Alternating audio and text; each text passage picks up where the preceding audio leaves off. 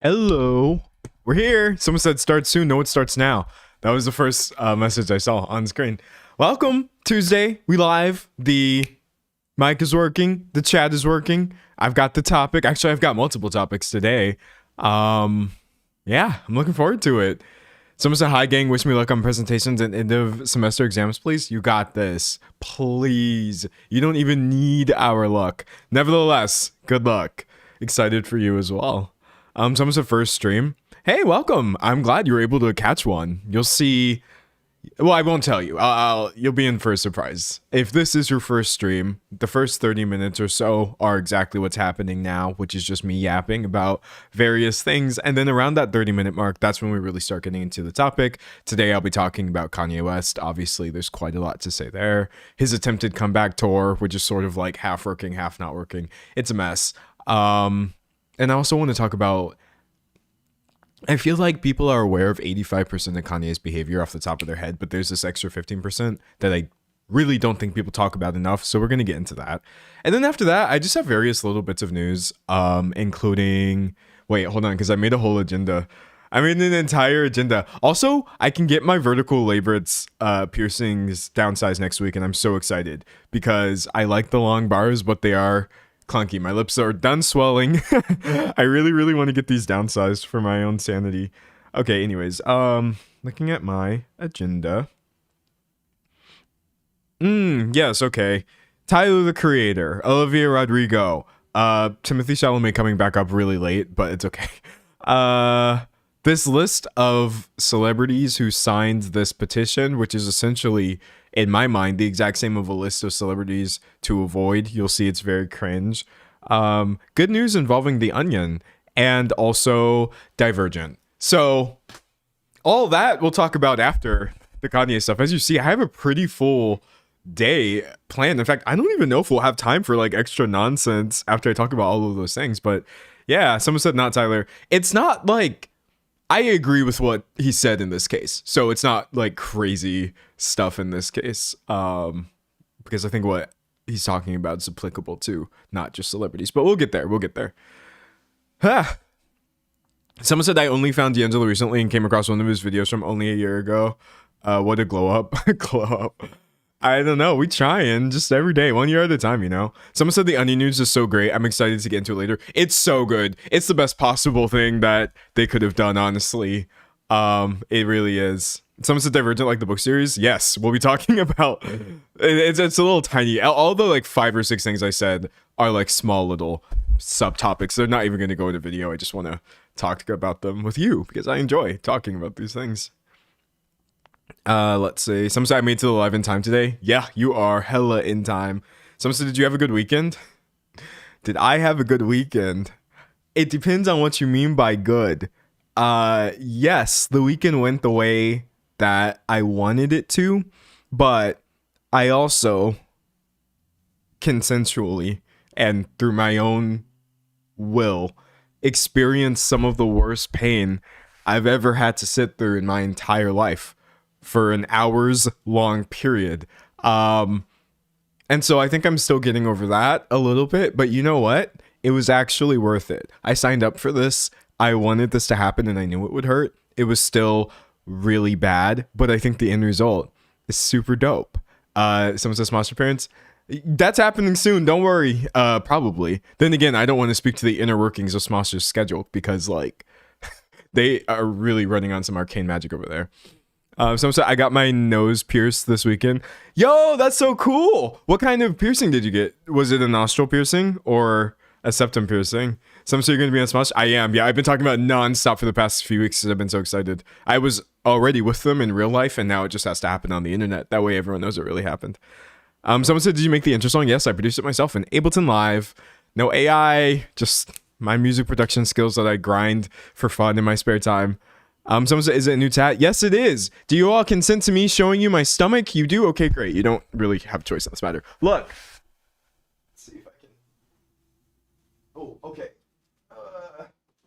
I feel like I'm so far away.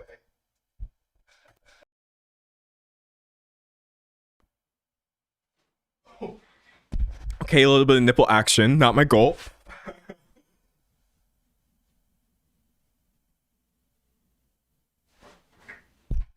It's so pretty. It's so pretty. Hold on, I gotta like readjust my chair. Ugh. It came out so nicely. Like I feel like I'm tripping when I see myself in the mirror. Someone said it's cool as hell. Thank you. Dude, I was literally so hyped. The artist absolutely outdid themselves in my opinion. Could not be happier with it. For those of you who don't know, this is a pretty common traditional tattoo motif called Pharaoh's horses. Pharaoh's horses tattoo. I don't know how to spell Pharaoh apparently. Images, but yeah, you get like these three silly boys covered a lot in traditional tattoo imagery for reasons. I don't know. That's the thing about trad tat fans. We just pick the same things to get them tattooed over and over. But I really like my artist's rendition of it. It's based off of this old, let's see if I can spell Pharaoh correctly this time. It's based off of this old engraving. Images. Yeah. Which is based off of this old painting. And it's just such a cool image. So pretty, so neat. But yeah, now it's on my belly forever. That really hurt. Dog, that really hurt. It hurt really bad. I won't lie to you. Everybody says that the stomach is bad, but like it's unbelievably painful. I think the issue was not the stomach itself so much, but what I didn't realize was like a decent part of the outside of your stomach is over your ribs. And so anything that was going over my actual ribs, I felt like I was dying. I felt like I was being killed. And it didn't feel nice at all. It was so bad. But thankfully, I only have one stomach. So, hey, you're in it to win it. You know, pain is temporary. Tattoos are forever. Forever. You can die and they'll still be on your body, honestly. So it's great. It's great. Someone said the range of pain levels on the torso was wild. It was so bad. Never let anybody tell you it doesn't hurt. I've talked about this before, but my like goal or my strategy is essentially to just like prepare for the worst always. That way when I go in, it can't ever hurt as bad as I think it does. And this is the first time in 32 tattoos that has failed. It didn't work. I sat down, I laid back, and I was like, okay, great. This is going to be the worst pain I've ever felt. And then it was deeply worse than that. Oh, buddy. Anyways, I'm going to turn some fans on. I don't know why I forgot to turn them on. I'll BRB. Stay right where you are. It's Cyber Chase, for real.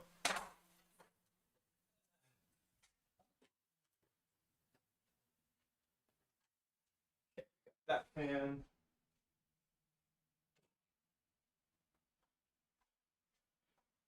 Okay, great. Ugh, should be a little nicer. In lieu of being able to run my AC, which is very loud and you would all hear, I just keep some little fans around me. Someone said, how long have you been going? Did I miss a lot? No, not really. I've only been live for 13 minutes. I've only been on screen for like 8 minutes. Someone said I love Cyber Chase. Dude, that was one of my favorite shows of all time when I was a kid. Does anybody remember Cyber Chase? I'm telling you, Cyber Chase was so dope. Cyber Chase. Yes, 2002. Oh my god. Okay, so here's the sitch. Here's the sitch. I was obviously allowed to watch TV as a child. However, my parents did this crazy thing called limiting screen time, which I do think I benefited from greatly because I wound up having to fill my time in other ways, like reading and learning things outside of a television screen. However, my parents were very lenient when it came to educational programming. I could watch as much of that stuff as I wanted to. So I was truly getting high off of PBS, and Cyber Chase was one of my favorite shows. We've got Jackie, Inez, and Matt, if I remember correctly, and Digit as played by Gilbert Gottfried, which is so dude, I swear to God. Oh, and then the villain obviously is always more iconic than the actual main cast. You have the hacker to you. Actually, unless I'm literally like tripping, I think that was Christopher Lloyd. But that sounds crazy when I say it out loud. The hacker PBS Cyber Chase actor. Oh my god, it was literally Christopher Lloyd. Yeah, the cast was kind of stacked. The cast kind of ate. Like, y'all really don't know about PBS in the 2000s. Y'all don't know. You had to have been there. And I was there. I was 4. I loved Cyber Chase. Some said I had a crush on the brown-haired skateboarder. Fair. This is fair. I love this show so much, man. Some said Cyber Chase website was the best. Yes, I loved going to the website when I was a kid. All PBS like shows had like a little goofy flash website that you could play when I was younger, and oh man, so much fun. Someone said Martin Short played the cat in the hat on PBS. I watched it when I was a nanny. That's dope. Every now and then you'll find a kids show and they'll have someone in the cast and you're like, huh? It's really cool. But like that's a cool thing to do for kids. If I was like actually famous and had a talent, I would definitely do stuff like just being a kids show. Why not? Some said PBS in the 2000s was the pinnacle of children's television. It certainly was for me, a child in the 2000s. Everybody wants to be a 90s baby. And while I was born in the 90s, I was a baby in the 90s, literally. Very much I am a child of the 2000s. Some said PBS is so awesome, too bad they cut its funding. Okay, now I'm just gonna be sad. Now I'm just gonna be sad and angry. But no, you're right, and that's why stuff like this is so important not to do and to be aware of, because it's actually really dangerous when educational and important content for children just gets eradicated due to the whims of. You can autocomplete that sentence. You know how it goes. You know what's happening here in America, unfortunately. Cleaning my glasses a little bit. Did that help? Oh, that helps so much. Someone said Between the Lines. I don't remember the intro song. Look between the lions. I almost remember the way that song goes, even though I probably haven't heard it in 20 years. Let's take a look between the lions. And they had like Between the Lions had a bunch of skits in it. It was almost like the SNL of children's shows. And I think one of them was like Cliffhanger, hanging from a cliff, and that's why he's called Cliffhanger. And the whole gag was like he would almost get off the cliff sometimes, but then he wouldn't, or like he would actually get off the cliff temporarily and then he would get back on the cliff. I remember Cliffhanger. I remember it was like mom, dad, 2 kids, your basic setup, but they were all lions who were librarians. Oh god, there was other ones that I don't remember too. There was a lot of songs. I probably used to know almost every song from Between the Lions when I was a kid, honestly. Let me see if I can find that one for you all. Between the Lions. Yes. Okay, 2000. Literally the year 2000. Oh my god, bro. This actually makes me feel something just looking at this. I'm sorry. This literally makes me feel something. I don't know why. Or yes, I do, because I'm much older than I was when I first saw it. A lot of time has passed. Oh my gosh, I can't believe how good Between the Lions was. Someone said they were puppets. Yeah, really, really beautiful puppets. This is such good work, like great craftsmanship. Someone said Zaboomafoo. I remember I liked Zaboomafoo a lot, even though Zaboomafoo himself I wasn't the hugest fan of, but I did like the show. It was great. And Are these the Kratt brothers, or am I wrong about that? Because I feel like they went on to have another show that was like Cracked. Yeah, Chris and Martin Kratt. Okay, so for those of you who don't know, Zaboomfoo was another really great puppet show about, I think it was about the animal kingdom for kids. But for some reason, these two dudes went on to have a separate show called Wild Kratts, which was slightly after my time. Yeah, 2011. I was already 13, so I was a bit too old for PBS Kids shows. But I remember my siblings watching a lot of Wild Kratts.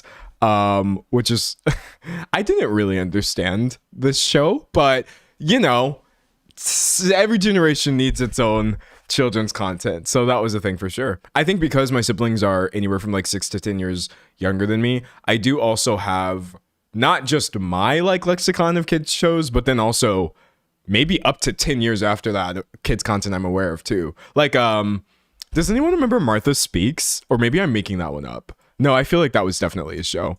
Martha Speaks. Yeah, 2008. See, again, I feel like I was too old for this, but my siblings weren't. So they would watch Martha Speaks. They would also watch Word Girl. Yeah, 2007. See, I know early 2000s kids content and mid to late 2000s kid content. My siblings loved watching Word Girl. And I was there, is how I would describe it. But yeah, no, like, kids content's so cool. It's so important, honestly. How many siblings do you have? 3. Rough Ruffman. Oh, yeah. I remember Rough Ruffman. That was like a competition show where the kids had to like build things, right? Fetch with Rough Ruffman. Yeah, 2006 game show. I totally remember this. The kids had to like come up with inventions or like wacky solutions, and it was all hosted by this cartoon host. Oh, come on, dog. Why does everything have to get turned into creepypasta? Anyways, it was all hosted by this cartoon host, Rough Ruffman. That one was actually pretty entertaining. I liked that one even when I was an older kid. I won't lie. I'm not gonna front. Someone said that I wanted to go on Fetch so bad. Me too. I wanted to be on Fetch with Rough Ruffman. That is a mouthful, but I wanted to go on that show as well. Yes. Someone said another show was slightly too old for the demographic, but it was so good. See, that was the what do I want to call that? That was like the cheat code, is having younger siblings, and then you can watch kids content as much as you want. That being said, though, I had to warn my parents. This is a long time ago. I'm talking like, if not 20 years ago, like 15 minimum. My siblings are getting really into this show called The Baby Channel, which there's probably no way of me finding this because I feel like I made this memory up. Oh no, I found it. No, I found it. It was called The Baby Channel. Launched in 2005. Yeah, okay. I remember when this was literally new. Closed in 2008, by the way. So you may notice that this was only active for 3 years. But during these 3 years, I think 2 of my siblings were babies. And so I watched them watch the Baby Channel, right? Hanging out with like your child siblings or like your baby siblings is just such a younger or older sibling thing to do. I would just be there and they'd just be a baby and I'm just like hanging out with a baby. But like I was watching the Baby Channel, and even though we didn't have the word for it at that time, it was brain rot. It was literally brain rot. I swear. Listen, I'm sorry if you worked on this channel or any of the programs on this channel, but I'm telling you, the things that they were showing were literally brain rot. And I would watch my siblings watch this, and even though they were so young, I noticed a change in their kind of like body language, where they would watch other things and they would like react or whatever. But when they watched the Baby Channel, they would literally just go like this. Like no matter what happened on screen. And it was so much overstimulation. It was so much like absolute nonsense. And so how old would I have been? 10. I was either 9 or 10. And I pulled my parents to the side and I said, I really think you should stop letting my younger siblings watch the Baby Channel, because this is, I didn't say brain rot. I said mind control, because I was I was 10. But I was like, you need to understand, like, they're being hypnotized by this content. I didn't at that time know what, like, overstimulation or manipulation was in media or any of those things. But I was like, listen, the next time you put the baby channel on, just watch this, and tell me that that's normal behavior. And so my parents actually took my advice to heart, and they watched them watch this and saw that it was brain rot. And they're like, maybe we can skip the baby channel. So yeah, we never watched it again. And I guess because of that, I didn't even know it went defunct shortly after. But yeah, beware, y'all. Brain rot to lull the children into shorter attention spans and a false sense of stimulation has been around for a very long time, probably forever. But like the specific form of Cocomelon nonsense that we see nowadays is not new by any means. Someone said, did you watch The Electric Company? Yeah, I did. I love The Electric Company. And Reading Rainbow, Mr. Rogers' Neighborhood, all the staples. Sometimes I'm glad your parents listen to you. Me too. I felt so heard. We were like, we can just find other things for them to watch, obviously. Someone said you have good parents for listening to you. Yeah, they shout that out. But yeah, dog, that channel was so weird. It was so weird. It also says it was broadcast. It also says this was broadcast in the United Kingdom. And I have never been there. So I don't think it can't be this exact one, but it was some variation of this that happened. It's Code Lyoko. Heck yes. Someone said, did anyone watch Out of the Box? I did a little bit. Out of the Box. Did any of you watch? Oh, I'm not remembering it. It was like an HBO show for kids. HBO kids show claymation. Crashbox. Yeah, buddy. Did any of you watch Crashbox? It aired from 99 to 2000. So what I would have seen would have been reruns. But I'll never forget Crashbox. That was such an interesting one. It was like all these little visual puzzles and stuff for kids using like these little claymation or like practical effects, like figures and stuff. And they would do like crazy little stories and you had to memorize things or do like basic math and stuff like that. I really, really, really loved Crashbox because it made me feel smart when I was 4. It was really dope. Someone said Crashbox. Yes. Okay. Shout out all the people who remember Crashbox. This is so fun. Yeah, no, I was a child at one point, yeah. But contrary to popular belief, someone said this is healing my soul a bit. Thank you, everybody. There are literally good things created by good people. That's the thing that's like really easy to forget. Now, granted, maybe everybody I just mentioned was actually a horrible human being. But it doesn't change the fact that that stuff did help me as a child. You know, there are good things in this world. Someone said, anyone grow up watching Bob Ross? Oh, yeah, absolutely. That's probably why I did so much illustration. Low key, I don't think I would be a grown man who gets horsies tattooed on his stomach if I had not watched Bob Ross as a child. Something got crossed in my mind where I was 4 watching this and internalizing this like calm man painting these beautiful landscapes and stuff. But because I'm me, it manifested as this. This might seem like a lot, but actually this is literally just the result of showing Bob Ross to the wrong child. And that's probably why I'm alt to this day. For real, for real. Someone said Crashbox is all I would ever go to HBO for. It was the only thing I was allowed to. I mean, HBO is a crazy network. I think I only ever saw that one when my parents would put it on. I don't know if they played it on the same channel as the crazy stuff, though. That couldn't be right, probably. I don't know. Someone said my parents put me in front of Bob Ross as a baby, and now I'm a painter. See how it goes? That's the kind of agenda and what's the word I'm looking for? Basically, that's the kind of radicalization I would like to see. Get radicalized into being an artist because you were shown Bob Ross as a child. Someone said I loved Gravity Falls. Oh, Gravity Falls is pretty good. I mean, no. Contrary, or scratch that. Gravity Falls is one of the greatest animated shows of all time. I'm sorry. Listen, like, I'm not saying this to put down other shows. There are a lot of truly incredible animated shows. What I'm getting at specifically this is one of the best ones of all time. I'm sorry, dog. Like, point blank, period. I search for something that would make me feel the way this show makes me feel every day. Every day I wake up and I'm just like, will I discover something that makes me feel like I did watching Gravity Falls the first time? And then I don't. Even though there's a lot of things that come really close and there's a lot of really cool animations and stuff like that. But yeah, no, like this show, so good, dog. Crazy good. Someone said Gravity Falls is literally flawless. I agree. I don't say that about things usually. I'm just like, yeah, it was really, really good, but maybe it kind of lagged a little bit here, or maybe I had this one issue with it. I don't even have notes for Gravity Falls. I rewatched this as an adult, by the way. Anybody in my life who hasn't watched this, if I know them over a long enough period of time, I will make sure that they join me in becoming a person who has watched Gravity Falls, because it's truly that good. Someone said, I love the animation. Me too. Someone said the triangular villain is my fave. Bill Cipher probably... Or I hope I'm not spoiling. No, everyone knows Bill Cipher's from Gravity Falls.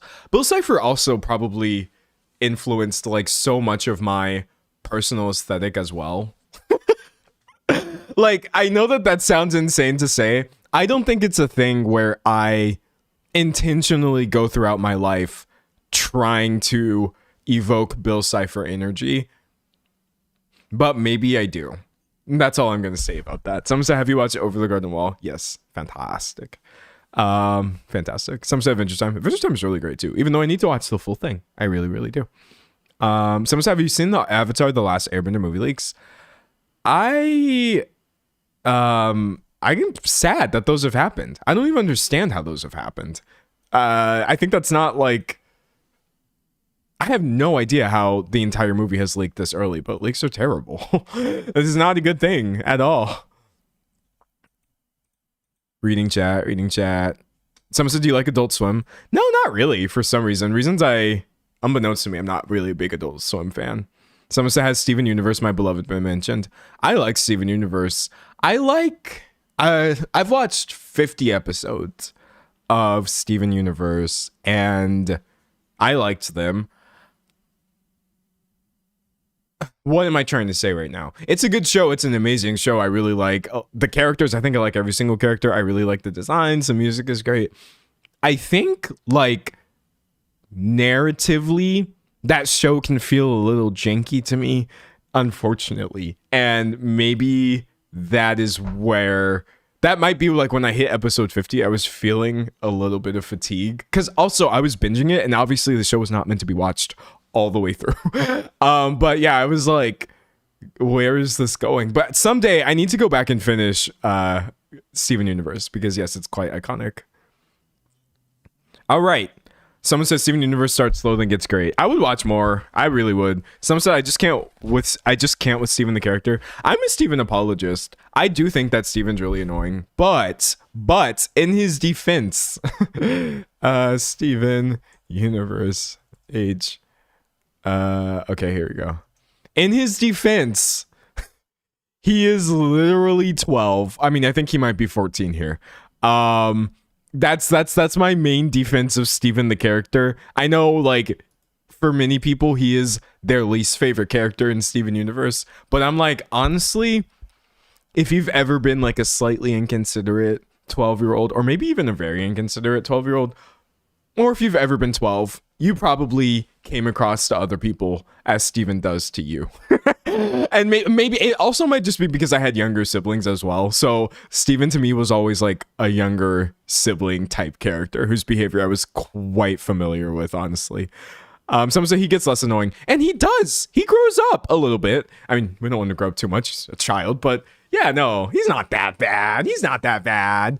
Okay, anyways, closing all these tabs. By the way, look at how in just one session we have Steven, Gravity Falls, Crashbox, the Baby Channel UK, Fetch with Ruff Ruffman, Word Girl, Wild Kratts, the actual Krat Brothers for Zaboomafoo, Between the Lions, Christopher Lloyd as the hacker in Cyber Chase, Pharaoh's Horses Engraving as depicted in American Traditional Tattoos.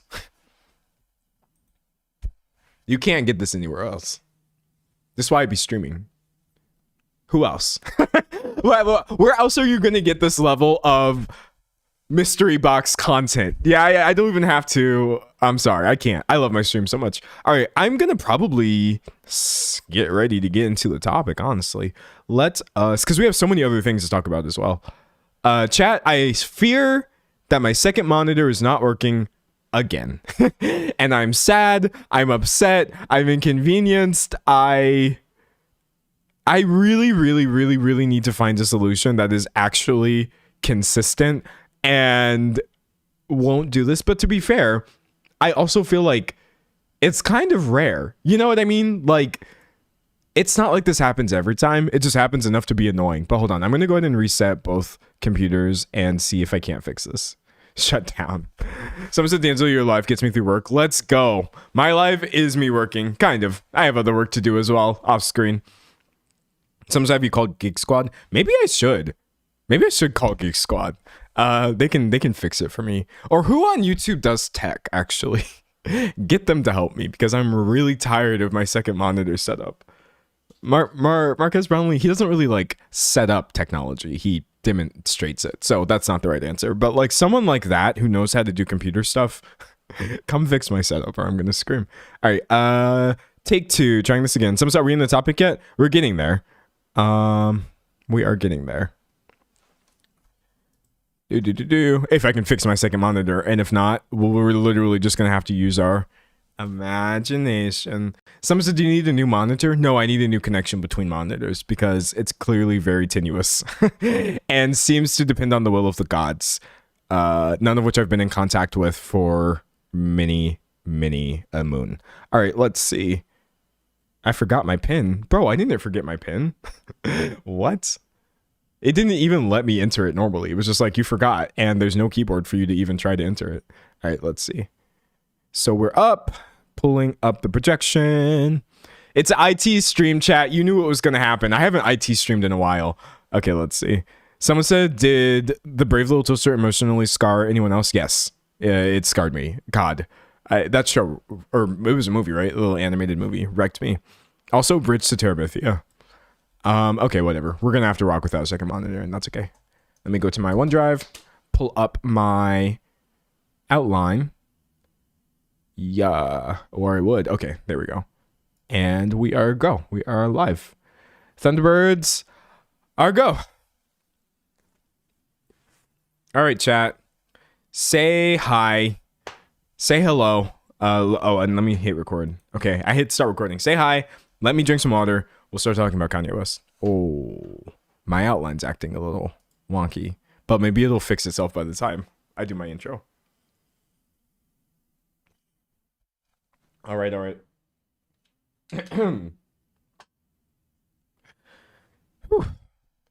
Kanye West's comeback tour is...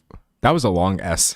Kanye West's comeback tour is flopping, kind of. And honestly, I couldn't be happier. It's long overdue that people express any sort of outrage over his actions. Granted, and by people, I mean the venues, the actual CEOs in charge of platforming him. Granted, I do feel that they're all being performative, but something is better than nothing. All right. That's good enough. That's good enough. No more highs. Let's get into the conversation. Thank you. You gave a great intro. Bellissimo. I really love like the setup of these videos. That's the one thing I feel like most of my streaming I've had to like experiment as I go along, but the actual structure of the videos has been chef's kiss. Anyway, at this point, Kanye's behavior is not or what am I trying to say? Like, I think we all know Kanye West's big issue, the multiple elephants in the room. But actually today, I wanted to not just recap that, but go over his apologies and how they don't even begin to cover some of the allegations that I think most people aren't even familiar with. He gets this weird sort of effect where the things he's known for doing that are bad are so loud and obviously horrendous that they kind of overshadow some really insidious stuff that is equally as important to talk about. Someone said maybe you need a new cord for the monitor. Maybe. I'll look into it. All right. So anyways, chat, let's get into it. We're here. We are going. Someone said thousands and thousands of people waiting in the queue for his concert tickets. So weird. Yeah, I'm gonna talk about that, unfortunately. Anyways, Kanye West, rapper, producer, 48-year-old rap star. At this point, God. Can I start by saying, also, as somebody who is in like multiple of the groups Kanye was being hateful towards, this is not an excuse by any means. But like, it does make me sad.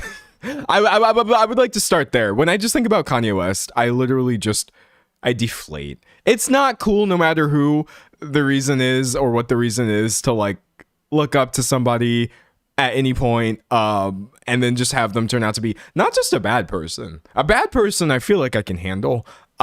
It's just this level of like outright atrocity all stemming in one person that has been so painful. But anyways, what I feel is literally nothing compared to the actual hate that he's been spreading to multiple marginalized groups. And so put my feelings in a box and let's just get through this. Somebody said he's exhausting. He's beyond exhausting. All right, so pulling up my chat. We'll start with the, oh, my bad. I'll just start with the Nazi stuff briefly because it is impossible to talk about Kanye without talking about Nazism at this point. Going to PC. I gotta fix my audio or else I'm not gonna hear. Advanced audio properties, monitor off, monitor and output, close. We're also likely going to have to boost the volume on this or I'm still not going to be able to hear. Wait, hold on a second, chat. I'm tired of all of these recommendations on the side, and I feel like I used to have... Oh, okay. Hey, goodbye recommendations. Look at that. Someone said as a Jew myself, he makes me rage beyond belief. We're going to get into the people accepting his apology while not being in the groups affected by what he was saying. So your feeling is absolutely valid, and I appreciate you sharing it. Anyways, let's try to fix this a little bit. So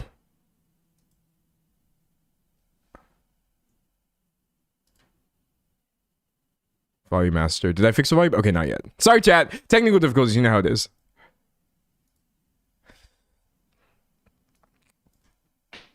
So there's no two ways about it. Kanye West is a hateful anti-Semite who is responsible for spreading some of the most high-profile Nazi rhetoric that I've ever seen in my life. You're not a Nazi. That's right. You're not Hitler. You're not a Nazi. You don't deserve to be called that and demonized. Well, I see good things about Hitler also. The Jew, I love everyone. I'm done with the classifications. Every human being has something of value that they brought to the table, especially Hitler. When Alex Jones is giving you an out and you fail to take even that, you clearly have lost the plot on a level that is just baffling. And it's not just that famous statement of I see good things about Hitler, etc. Sorry, chat. I don't know why my internet's acting a little slow today. I hope that doesn't affect. Hold on, chat. Give me a second. Hope that doesn't affect. Oh, never mind. We're back. Here we go. In this very same interview, oh, that is really loud. Okay. In this very same interview, he's doing Holocaust denial, which is obviously just insanely wrong. Saying, I don't like the word evil next to Nazis, complimenting Hitler in multiple respects.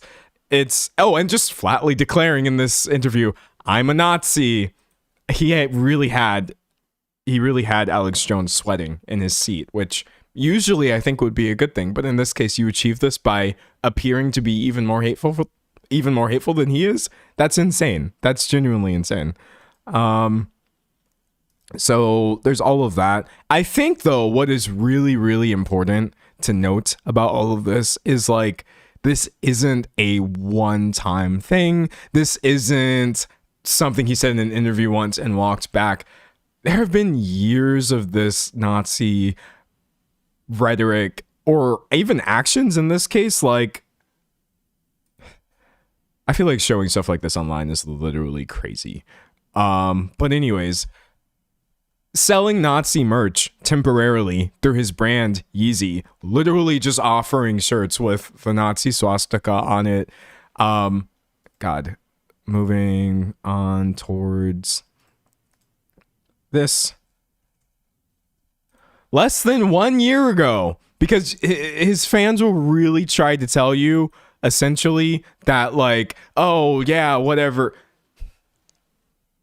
They will really try to downplay this and make this seem like a temporary lapse in judgment. But less than 1 year ago, years after this anti-Semitism started, he really put out a song called Heil Hitler. Or, I'm sorry, he didn't put it out. He created an unreleased song called Heil Hitler in collaboration with Dave Blunt, who would also be absolute garbage for this, as part of his unreleased studio album, Cuck, etc. So, seeing as this was self-released in May 2025, I think getting an apology just a few short months later, or getting an apology less than a full year after that, you could definitely understand why that's not going to sit right with some people. But someone said, how is he legally allowed to do that? Oh, he wasn't. This wound up getting banned from multiple streaming services, and I believe he also, if I'm not mistaken, yeah, Australia revoked West's travel visa due to this. It's actually not legal to do hate speech, but that really didn't stop him. Moving on from this, or towards this. Also, what is really disturbing, as if this hasn't been disturbing enough, is like, there's allegations that this nasty behavior also extends to his personal life. It's not just something he's doing for the art. As if that would ever be a valid excuse. Clearly it's not. But somebody alleged that he texted one of her coworkers, "I am a Nazi," after this person suggested that Ye condemned the Nazism. And later, Ye texted him, "Welcome to the first day of working for Hitler," texting her, "Hail Hitler." Oh, also texting her that she was ugly AF and calling her a stupid, corny B, POS, FUB, now sue me. Okay, there's a lot of misogyny here, as you're going to see. That's kind of a larger issue with Kanye as well. Or not larger issue. That's kind of another large issue with Kanye as well. Moving on from this. Reset. Give me a second.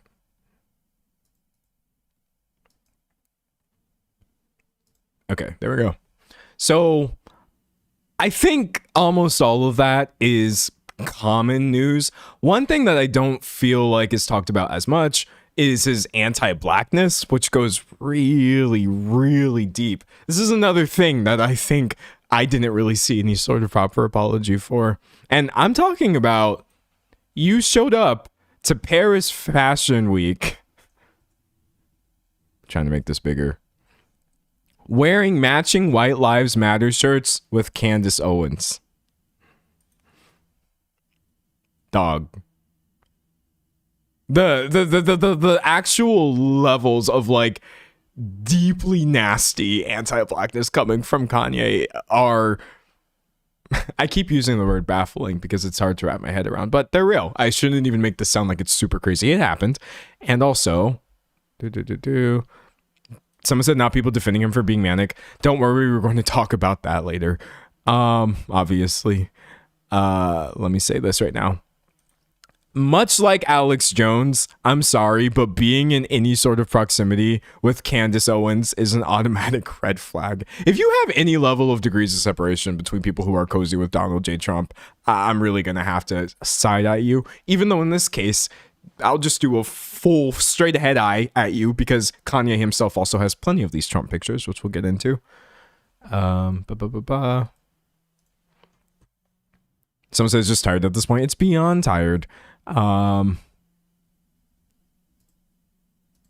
People frequently reference, hold on chat, I got to probably fix the volume for you all. 7 years at this point. People reference his comments about slavery, which is some of the stupidest things I've ever heard in my life. You hear about slavery for 400 years? For 400 years, that sounds like a choice. Like, You was there for 400 years and it's all of y'all? That was the comment.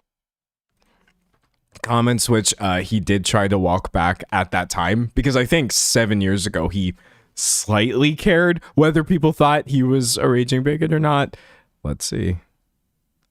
Trying to pull his explanation. Yes. Oh, sorry, chat. I don't know what's going on there. To make myself clear, of course I know that slaves did not get shackled and put on a boat by free will. My point is for us to have stayed in that position, even though the numbers were on our side, means that we were mentally enslaved, which way to demonstrate a complete lack of understanding of what the slave trade even was or how it worked.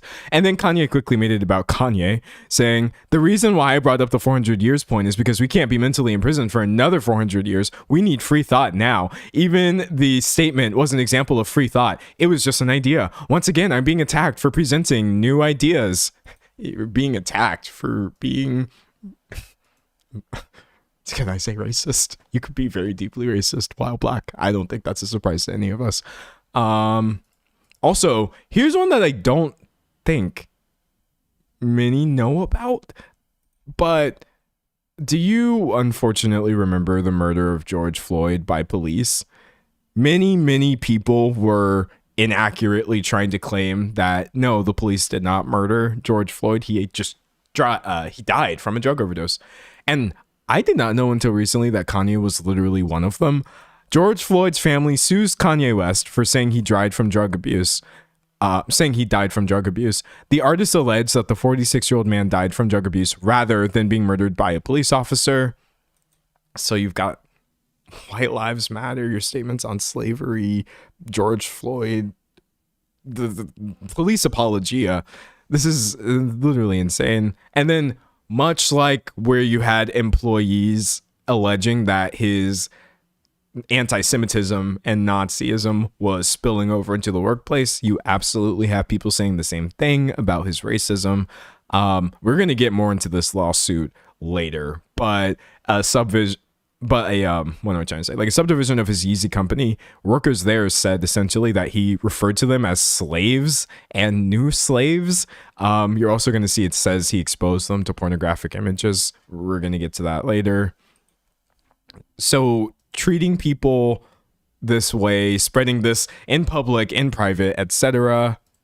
Also, the racism. You have more workplace allegations. This would be for Donda Academy, which was another entity he was running, and this person Phillips, what's his name? Trevor Phillips. Trevor Phillips alleged even when class was in session, Kanye would scream and berate black employees while never even raising his tone at the white staff. That Kanye targeted Phillips himself, etc. Also, while spewing anti-Semitic tropes and lies, threatening the LGBTQ plus community, and this is implying that he was sexually harassing staff by being inappropriate. A lot going on there, obviously. And then there is, of course, all of his MAGA. What's the word I'm looking for? Oh, all of his MAGA affiliations, which I'm sure you could have guessed at this point, hanging out with Candace Owens, espousing this kind of rhetoric. Let's see.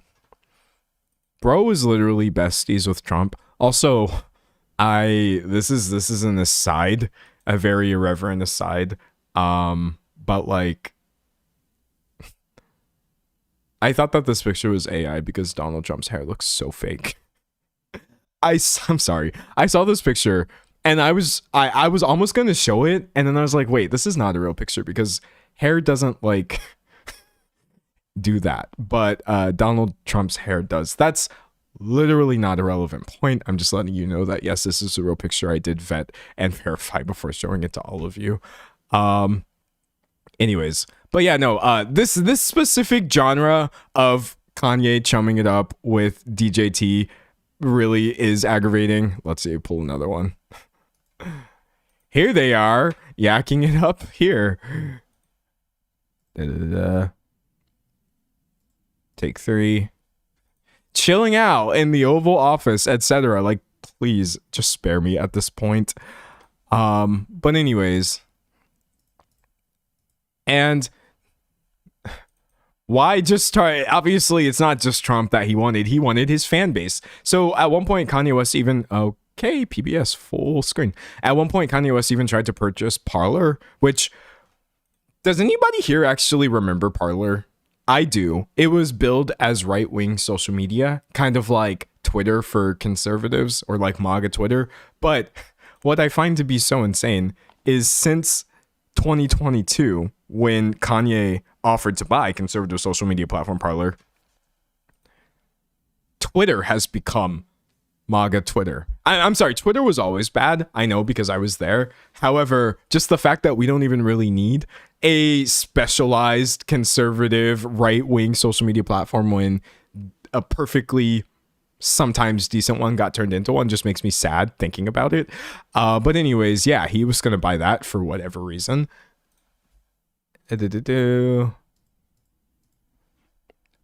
A deal which obviously, thankfully, failed. Kanye West's deal to buy Parler unravels. Some say I barely remember Parler. Good. The more we forget that ever happened, I think that the better this will be for society. So, like, all of this sort of bigotry, racism, mistreatment of individuals, spreading of harmful rhetoric, aligning himself with people who are harmful and somehow outdoing them in terms of being a terrible person. What I feel like is not talked about nearly enough is the rape apologia that Kanye frequently engaged in, as well as the allegations that follow himself around too. So I would like to give a trigger warning for, I haven't given a trigger warning for anything in this video. Everything in this video is obviously bad and triggering, but I would like to give a trigger warning for rape, sexual assault, allegations thereof, and descriptions.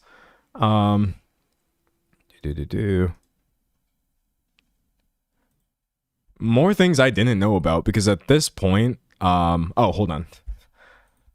Mild story time. The reason I think I knew about Kanye's early stuff and not anything that happened recently was because I did say to myself, I'm just going to stop paying attention to him. I don't think there's anything new for me to learn about this person. I'm not helping myself or really educating myself in any way. So little did I know that actually he was like super in support of Diddy, showing up to Diddy's trial to express support for Sean Combs. Someone said, can you put the trigger warning in the video title, please? Yeah, sure. I'm just going to put TWSA because you can't, I got to play by YouTube's rules, but I think that should be enough. Okay. Thanks for the suggestion. It's a good suggestion. Anyways, hold on, let me pull the next source. Which, if somehow you're unfamiliar with the allegations or things that have been outright confirmed swirling around about Diddy, the extensive harm that this man has caused to so many people, aligning yourself with him in any way is so insane. But it turns out it's not just showing up in court. He also put out pro Diddy music, which is just because there's a lot of words in the English language does not mean they should be arranged in any order that people see fit. But unfortunately, this is a real sentence. Let's see. We've got Ye and Diddy's son, King, release Never Stop EP, including a song called Diddy Free. Ye has been one of Diddy's most high-profile defenders, as Billboard points out last year, and this is an arc that I just completely missed. Again, chat, I do really, really want to emphasize. Oops, this was very recent. Yet again, we're getting behavior that was at the middle of last year, not even a full year out from this crazy Diddy support. Zooming out a bit. Some we're running out of new sentences. The faster I never have to hear a brand new sentence, the happier I'll be. And yeah, it turns out that this like weird or really insidious apology goes back pretty far. Tweeting back in 2016, Bill Cosby innocent, which yet again. That is an absolutely wild thing to espouse. No, Bill Cosby is not innocent. Bill Cosby is a rapist, obviously. And people frequently point out, one thing I did know was like, hold on, John, I'm trying to pull what I have here.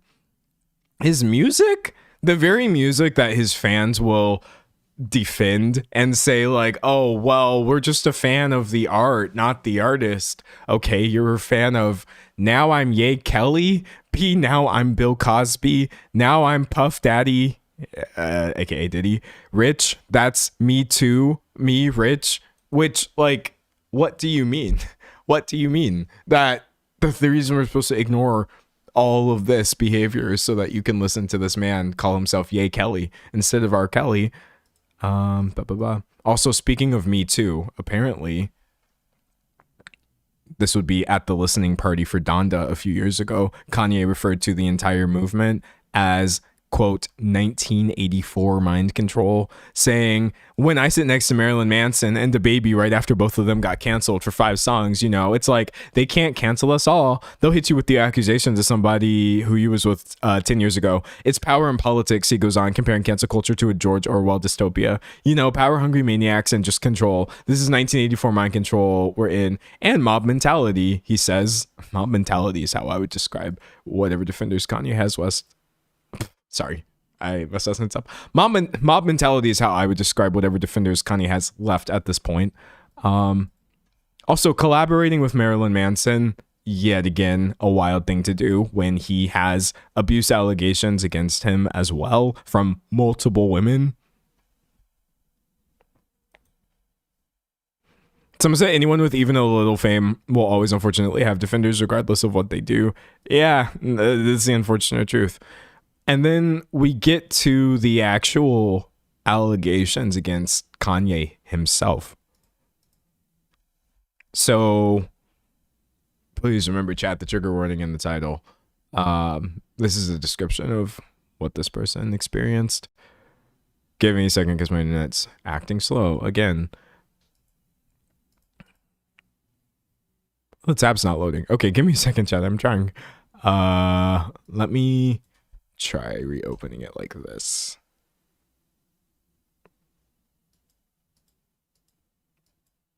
Maybe I'll have to tell these out of order while the other one loads. Oh no, nothing is loading. Oh, okay, hold on. Wait. I was hasty. Sorry, chat. I'm trying to give you more information. Someone said I didn't know there were allegations against him. Yeah, that's low. That is low key part of the reason why I'm talking about this. Like I said earlier, I do genuinely feel like 85% of all of this is common knowledge, but this last little bit is just like, this is not somebody that should be platformed for any reason, nor somebody who should just get to make a singular apology and get away with all of this. Okay, chat, sorry. I'm gonna have to find another source for this because for some reason that website is down. But I can do it. This is why I do all this research. God, I just don't know what's going on with my internet today, chat. So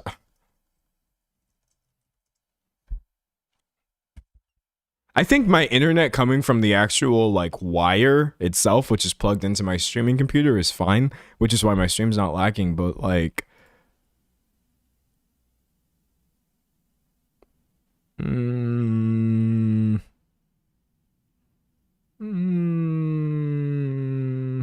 it's fine, I guess. Okay. I guess it's not really an internet issue. I don't really know why this is happening. Maybe I could restart my computer. I mean, I do have a lot of tabs open. I'm going to try closing all of my tabs.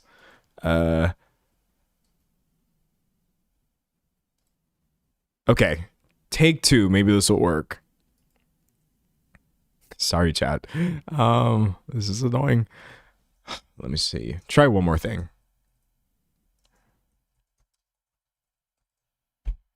Okay, this worked.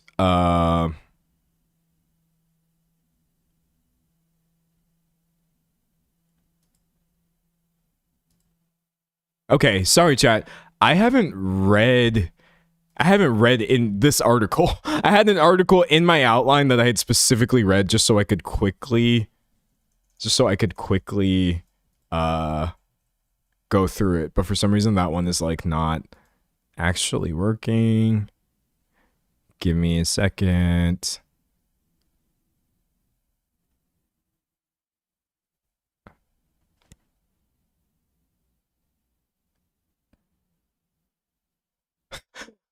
God, I feel bad. I don't know why. I don't know why.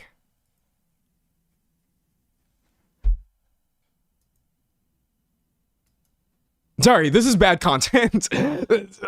My bad. I don't know. I don't know why my internet's not working, chat. I'm gonna restart my computer. Restart. Okay. Sorry. Just be patient. Just wait a second for my computer to reboot, and hopefully it comes back and actually works. Someone says pull up on your phone to read to us. I could, but I don't really want to. Okay, let's see. Take 2. Because once I fix it, then it'll be fixed for the rest of the stream. Or so I hope. So I hope. Someone said we're literally chilling. Yeah, okay, good. Someone said, okay, bye. Dude, I'm not ending the stream. Don't worry. I have the ability to restart my computer without ending my stream. Because I have 2 computers. Okay. We're reloading. All right, restore pages. Please work, please, please, please. Oh, now it says it can't reach this page at all.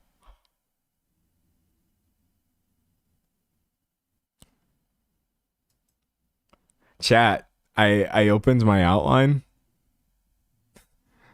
And now it says my outline might be having issues, or it might have permanently moved to a new web address. I don't think my outline permanently moved to a new web address, seeing as how I would have been offline mode isn't turned on. Oh my god. Now I don't have internet at all. What the hell? Okay. Okay. Turning off my computer and turning it back on actually made everything worse. That's never happened to me before. Okay. Connected. Secured. Refresh. Lord, 10 out of 10. This is the hardest I've ever had technical difficulties on stream, and this is a very unfortunate place to have these sort of issues. Oh, it worked. Okay, it actually worked. God, that was so much going on there, chat. All right, we're back. Unfortunately. Anyways, if you just joined in the last 2 or 3 minutes while I was trying to fix my internet issues, I'm giving a trigger warning because we're about to talk about sexual assault, pretty graphic stuff. But Kanye West's ex-assistant details alleged sexual assault and stalking as she ramps up legal fight. So Lauren Pisciata has sued him for sexual harassment, breach of contract, it says, among other counts, in June 2024, saying that he pressured her into sex acts, assaulted her numerous times while she was employed by Easy, engaged in sexual activities with other employees at his offices, etc.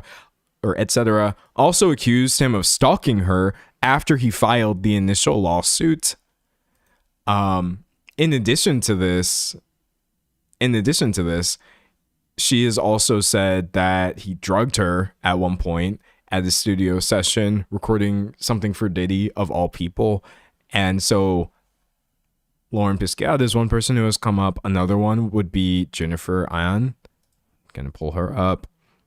Someone said this lawsuit is crazy. Yeah, I'm not going to go into the full details of this suit right here on stream because, as I've mentioned, it is graphic stuff, but I still think it's absolutely worth talking about when you have people coming forward and saying they've experienced this.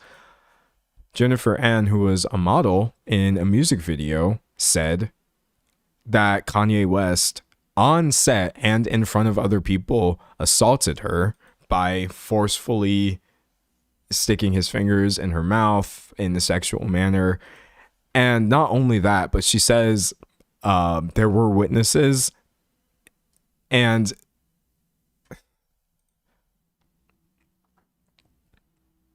Sorry, chat. Give me a second. Someone said I'm gonna back up the stream and watch it at 2x speed to get through this part. I want to know, but I want this to be over so fast. Yes, I'm trying to truck through it for that exact. I'm trying to truck through it for that exact reason. Really trying to get it for that exact reason. Anyways, she said that LaRue, who was a singer, it was for a video for the singer LaRue, who said that she actually remembers this. They include alleged Instagram exchanges from LaRue, who remembered the choking incident vividly, writing, "I could never forget that. It was horrific." You also have down here, give me a second, chat. God, we're sorry. I highlighted. I didn't highlight the entire thing in here. If you see, give me a second. 1 second. This is gonna look like I actually know what I'm doing when I edit it together later. But oh, here we go. Also included in this is Liz Martins, the makeup artist, who said that she saw West forcefully put his fingers down her throat and tell him to suck on them. Also included is a statement from Michelle On, no relation, who said that she could see not exactly what happens, but that West stood over her and appeared to move his thumb back and forth across the outside of her mouth. So multiple women on set saying that they believe, or that this woman saying this happened, multiple women on set saying, yes, we literally saw this happen. And also the singer whose videos this was for, LaRue, said at one point that Kanye was being really weird and threatening her over this. LaRue singer claims Kanye made her write him an apology after telling mutual friend about weird encounter. So this was literally 6 years ago. 6 years ago, before this information was actually public. LaRue said, "I didn't say anything bad about him," she continued to slacker. "I just saw some behavior, and it wasn't directed at me, that I found upsetting and unsettling." But what is perhaps one of the most unsettling things about this is Kanye's defense literally appears to confirm that, yes, this has absolutely happened. Which, by the way, I was not questioning in the first place when you have 4 different people saying this happened. In January, this is really disturbing, West's team filed a motion to dismiss On's lawsuit on a variety of grounds, including the argument that because West's conduct occurred in the course of producing expressive art, his actions should be shielded by free speech protections. So his defense is not, no, this didn't happen, probably because that would be an insane thing to say when so many people are confirming that this took place.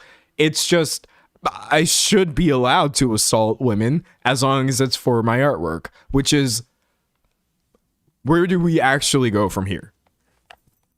Someone said there's probably so many more since he obviously retaliates. Yeah, the way that this was swept under the rug and witnesses were threatened and forced to write him an apology, etc., other people saying they were stalked by him, etc., is disturbing.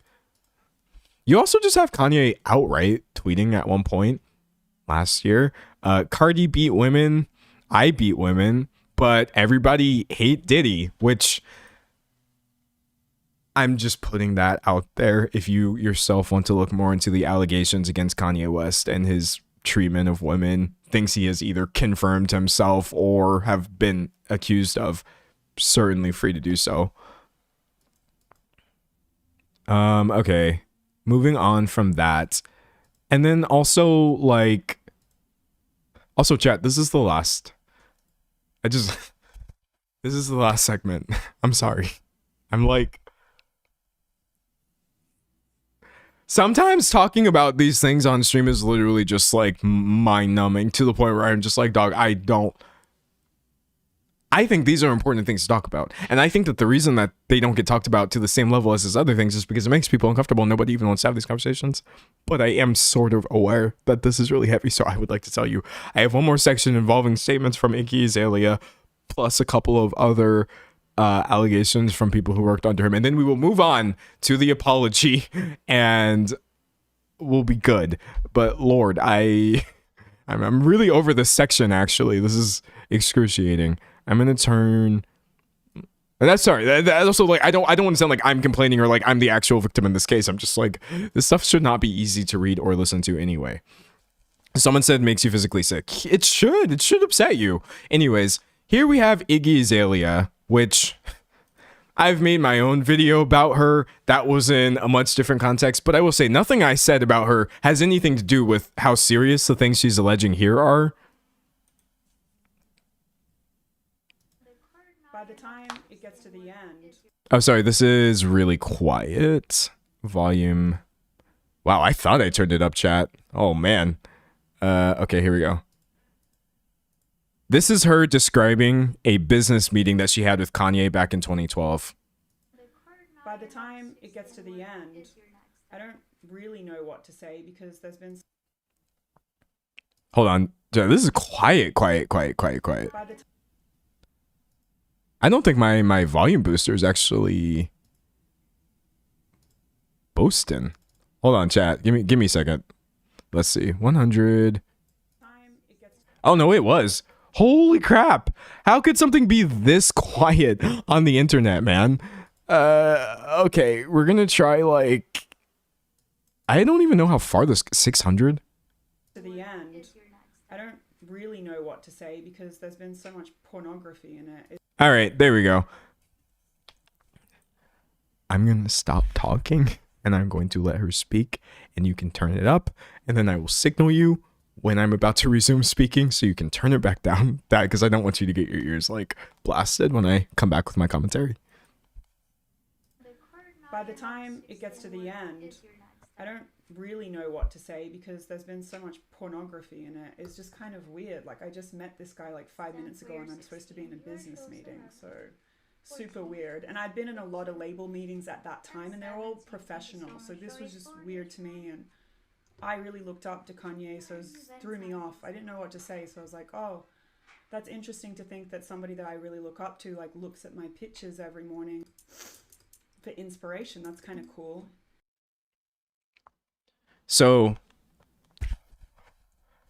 sorry, I just realized I forgot to give you the warning before speaking. But anyways, so she's alleging not just that Kanye was showing her pornography, but also told her point blank that he masturbates to her pictures, which is obviously sexual harassment to tell somebody, and especially in a work context,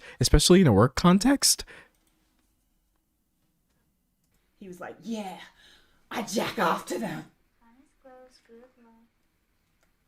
Weird. Don't know what to say. Weird. He was like, but you've got a boyfriend, right? Okay, he didn't say it in that voice. I'm like, yes, I have a boyfriend. He was like, how big is his dick? Not kidding you. My face must have been like, the fuck? He's like, you don't gotta tell me. You don't gotta tell me. I know it's big. Bruh. Why are you asking about other men's dicks? Speak.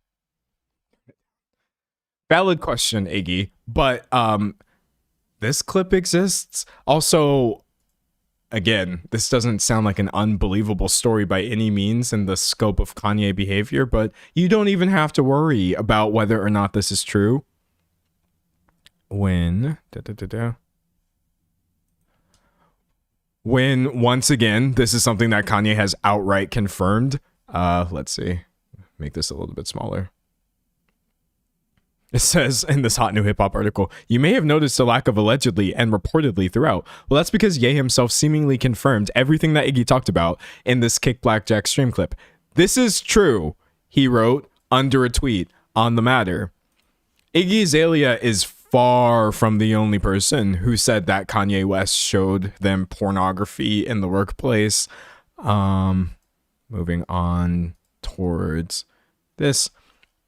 But in this case, this would be somebody under Kanye's purview showing people pornography. When some of these people coming forward are minors, I think this is kind of a big deal. So this is part of another lawsuit, which, by the way, in your spare time, just look up how many lawsuits have been active or are active against Kanye West for a bigger picture of all of this. Yet another discrimination one. The one earlier where I said they they said he was calling them slaves and stuff. Minors were also exposed to pornography in the group chats maintained by Ye and the Yeezy Company, alleges the lawsuit. In late April, as Ye began to promote the idea of a Yeezy porn adult film company, Ye's wife, Bianca Sensori, allegedly sent one team member a link to hardcore pornography. No guardrails were put in place to prevent the underage Yeezy Vision workers from working on Yeezy porn or to prevent them from being exposed to and forced to view pornography to perform their work. So, literally trying to formulate a coherent thought to that. The phrase workplace is clearly being misused at this point. That's not what this is. It's literally just an environment that Kanye has created. Multiple environments where people are being harassed, abused, assaulted, exposed to things, etc. And then right here in this Rolling Stone article, this is trying to pull. Oh, here we go.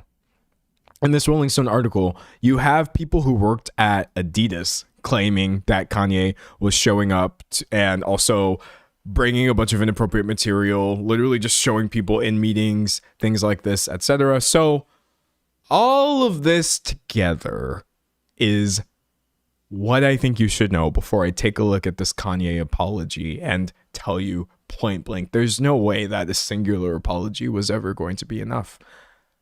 We are finally done talking about the actual details of this, which I'm glad because I don't want to do this anymore. May I just ask you this?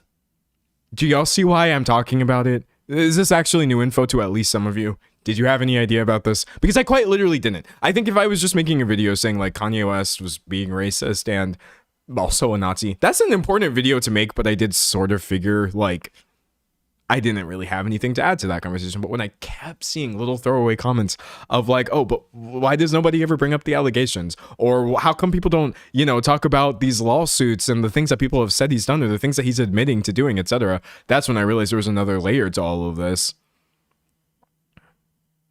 Some say I knew about some stuff, but not all. That's literally what I thought would be the case, honestly. Someone said way worse than what I already knew was horrible. Yeah, exactly. To be clear as hell, even if Kanye had only done the things that most people know, which is being a Nazi, that's enough for his apology to not be valid. Or you can't even accept that, honestly, if you're not in the affected groups. But as you see, the behavior goes far and away beyond just any singular incident or hateful ideology. Gets into a lot of other actions that were really harmful to people as well.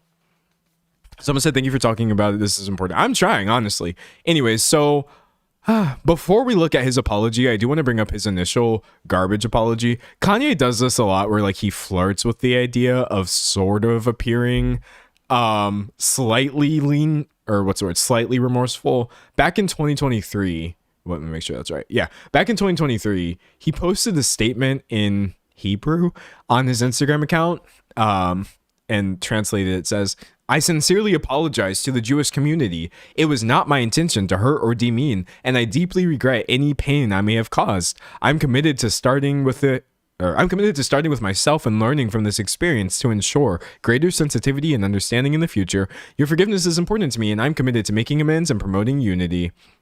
This is The Guardian pointing out this came after his tweet that he was going, quote, DEFCON 3 on Jewish people. And we're getting into a lot of really hateful stuff here that I'm not even going to repeat.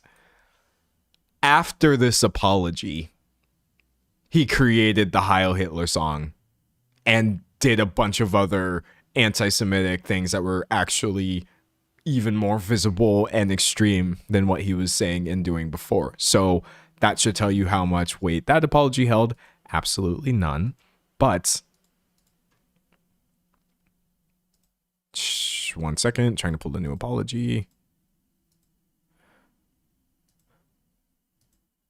Someone said he sounds like the money is drying up. Yeah, it definitely does. The timing of these apologies is never an accident.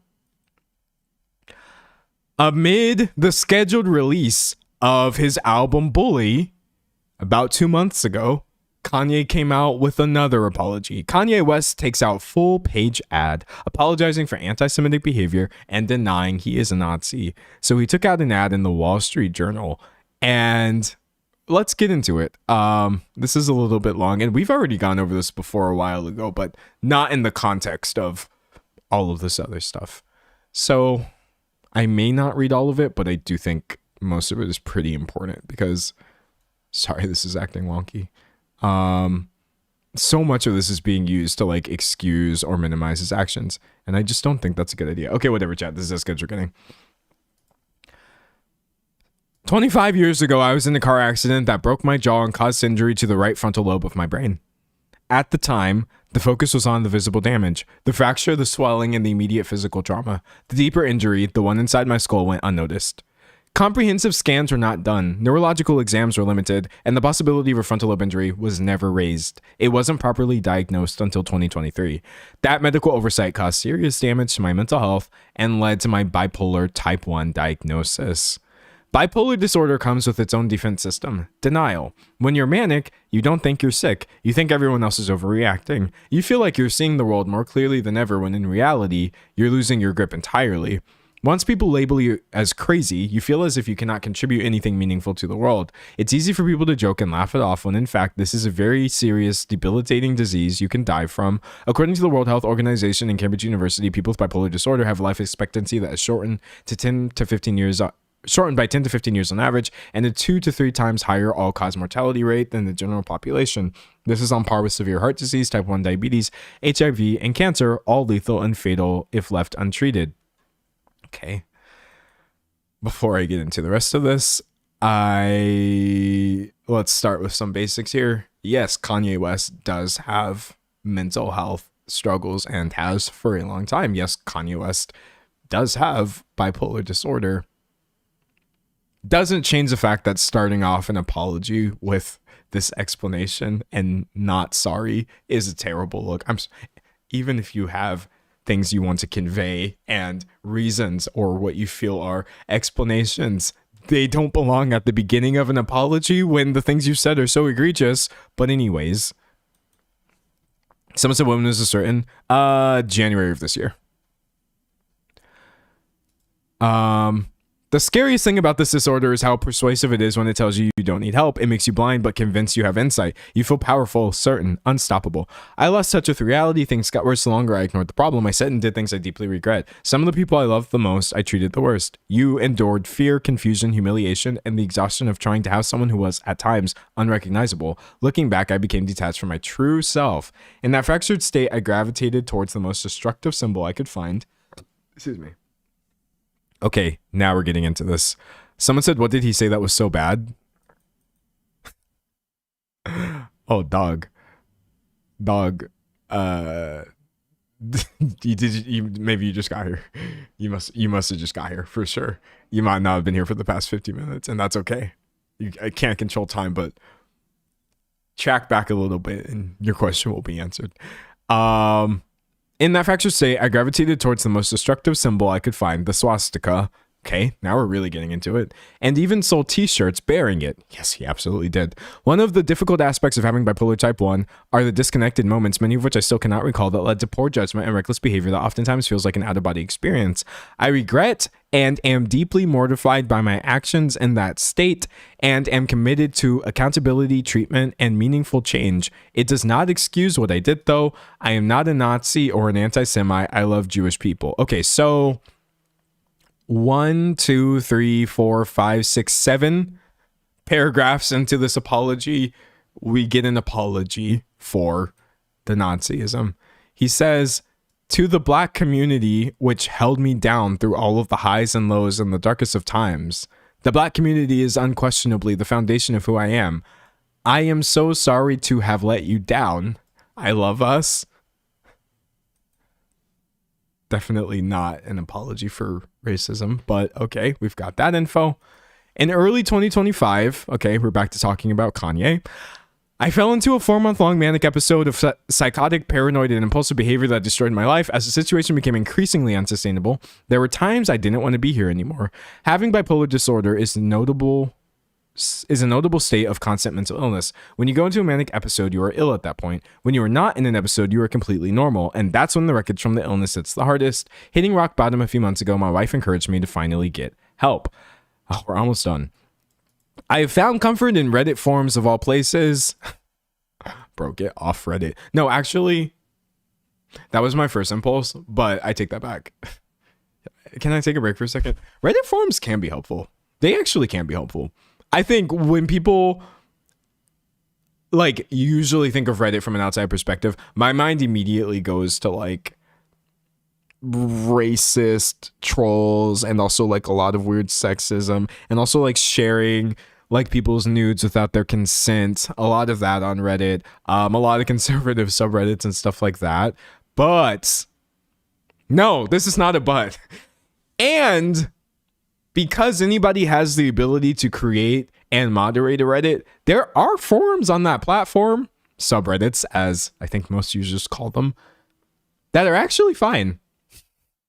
They're actually Reddit platforms that I think are pretty good and pretty decent. They have really great people in them, but like you gotta search, and it ain't never going to be a big subreddit. Yeah, a big subreddit literally cannot be moderated to the point that would result in an actual good environment. Someone said there's a fantastic pet rat community on Reddit. See, there's a fantastic pet rat community on Reddit, y'all. I'm being for real right now. Like, I've talked about this before, but like for most of my niche interests, there are subreddits for them, and they're not really that bad. Maybe they have their own idiosyncrasies. Maybe they can be annoying, but yeah. And honestly, I do sometimes Google things about stuff I've struggled with as well. And sometimes just seeing other people share their experiences and stuff can be helpful. Someone said the CPTSD Reddit, very helpful. That's what I'm talking about. Finding people who have like maybe disorders or other things as well. Just talking about how it feels to be a person. But like, bro, you gotta search through Reddit. Someone said, I love the pet shrimp community. Yeah, some niche hobby subreddits are wholesome. Someone said, maybe I can get into Reddit. Be careful. Be careful. If you want to get into Reddit in 2026, watch out. Because it literally comes down to two different Reddits can appear the same from the outside and have completely different vibes. Okay? There's literally, you gotta be careful. But honestly, you can totally find your people. You really, really, really can. Anyways, moving back into this apology, I was just distracting us for a little bit. I have found comfort in Reddit forums of all places. Different people speak of being in manic or depressive episodes of a similar nature. I read their stories, I read their stories and realized that I was not alone. It's not just me who ruins their entire life once a year despite taking meds every day and being told by the so-called best doctors in the world that I am not bipolar, but merely quote-unquote experiencing symptoms of autism. My words as a leader in my community have global impact and influence. In my mania, I lost complete sight of that, and I find my new baseline and new center through an effective regime of medication, therapy, exercise, and clean living. I have newfound, much-needed clarity. I'm pouring my energy into positive, meaningful art, music, clothing, design, and other new ideas to help the world. Help the world by you making money. I'm not asking for sympathy or a free pass, though I aspire to earn your forgiveness. I write today to simply ask for your patience and understanding as I find my way home. With love, yay. Yay indeed. All right.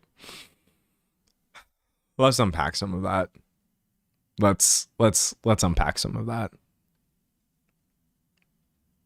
This is the part where I need y'all to work with me.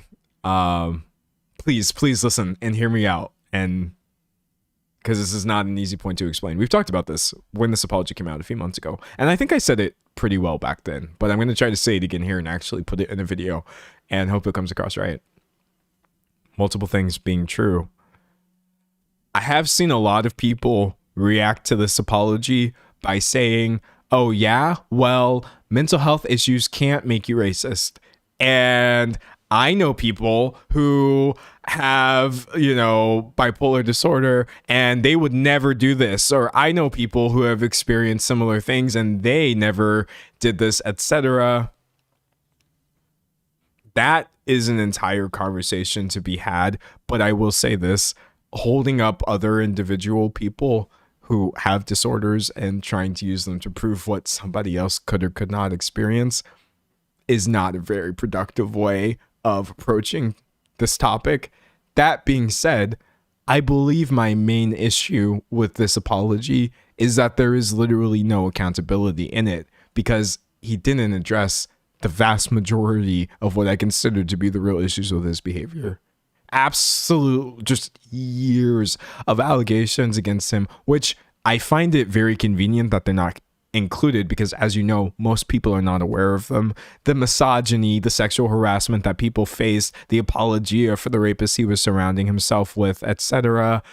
Even also the anti-blackness, the racism that he was spreading, the misinformation about George Floyd, etc. Apologizing to the black community because you quote unquote let them down in a statement in which you spent the vast majority of it talking about yourself and giving us reasons for why you may have been acting this way is just not an apology. And as far as the actual anti-Semitism and Nazism of it all, I have frankly seen way too many people who were not actually affected by the things he was saying forgiving him or accepting this apology. And that is insane. Like, if you think that I myself am going to sit here and say, oh, well, guys, he said he was sorry for the anti-Semitism, I guess that's cleared up. Literally not the point of an apology. So there's so much here to break down because it's a long statement, but simultaneously, there's so little here. There's nothing we didn't already know. Kanye West's struggles with mental illness have been publicized, long documented. This doesn't actually explain anything or any commitment to change in any meaningful way. Someone said, do you think he wrote this himself? I don't know. Regardless, I'm sure it conveys what he was trying to convey to us. But that's kind of my initial stance on the apology. What do y'all think about this? Someone says it doesn't make up for the damage he's done. No, it doesn't even begin to. Yeah, obviously. And he says as much, but like acknowledging that this doesn't excuse anything also doesn't excuse anything. I think sometimes people get ahead of that, of like, oh, he said it. He knows that it doesn't excuse. Okay, so then you agree with me that nothing has been excused. Where do we go from here? Someone said, yeah, it wasn't an apology. Yeah, no. Someone said fair. I think I'm being fair. Someone said, I do not want people to associate bipolar with being a bigot. This letter is just an excuse. Yeah, it is an excuse. At the end of the day, it really, really is when you open with talking about yourself and you mostly explain things that would make people sympathetic to you. You can't even actually bring yourself to apologize for the things that you've done.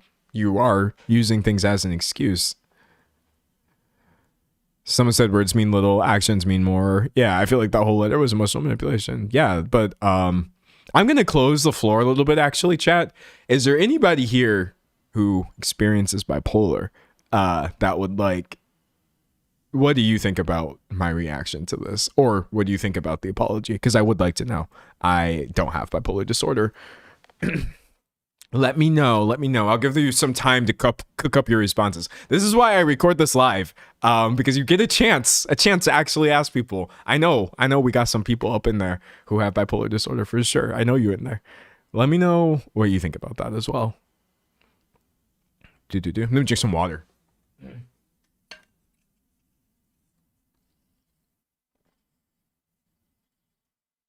Someone said, yes, I approve of your take. Apology sucked. It sucks. This is not a good apology. It's truly not.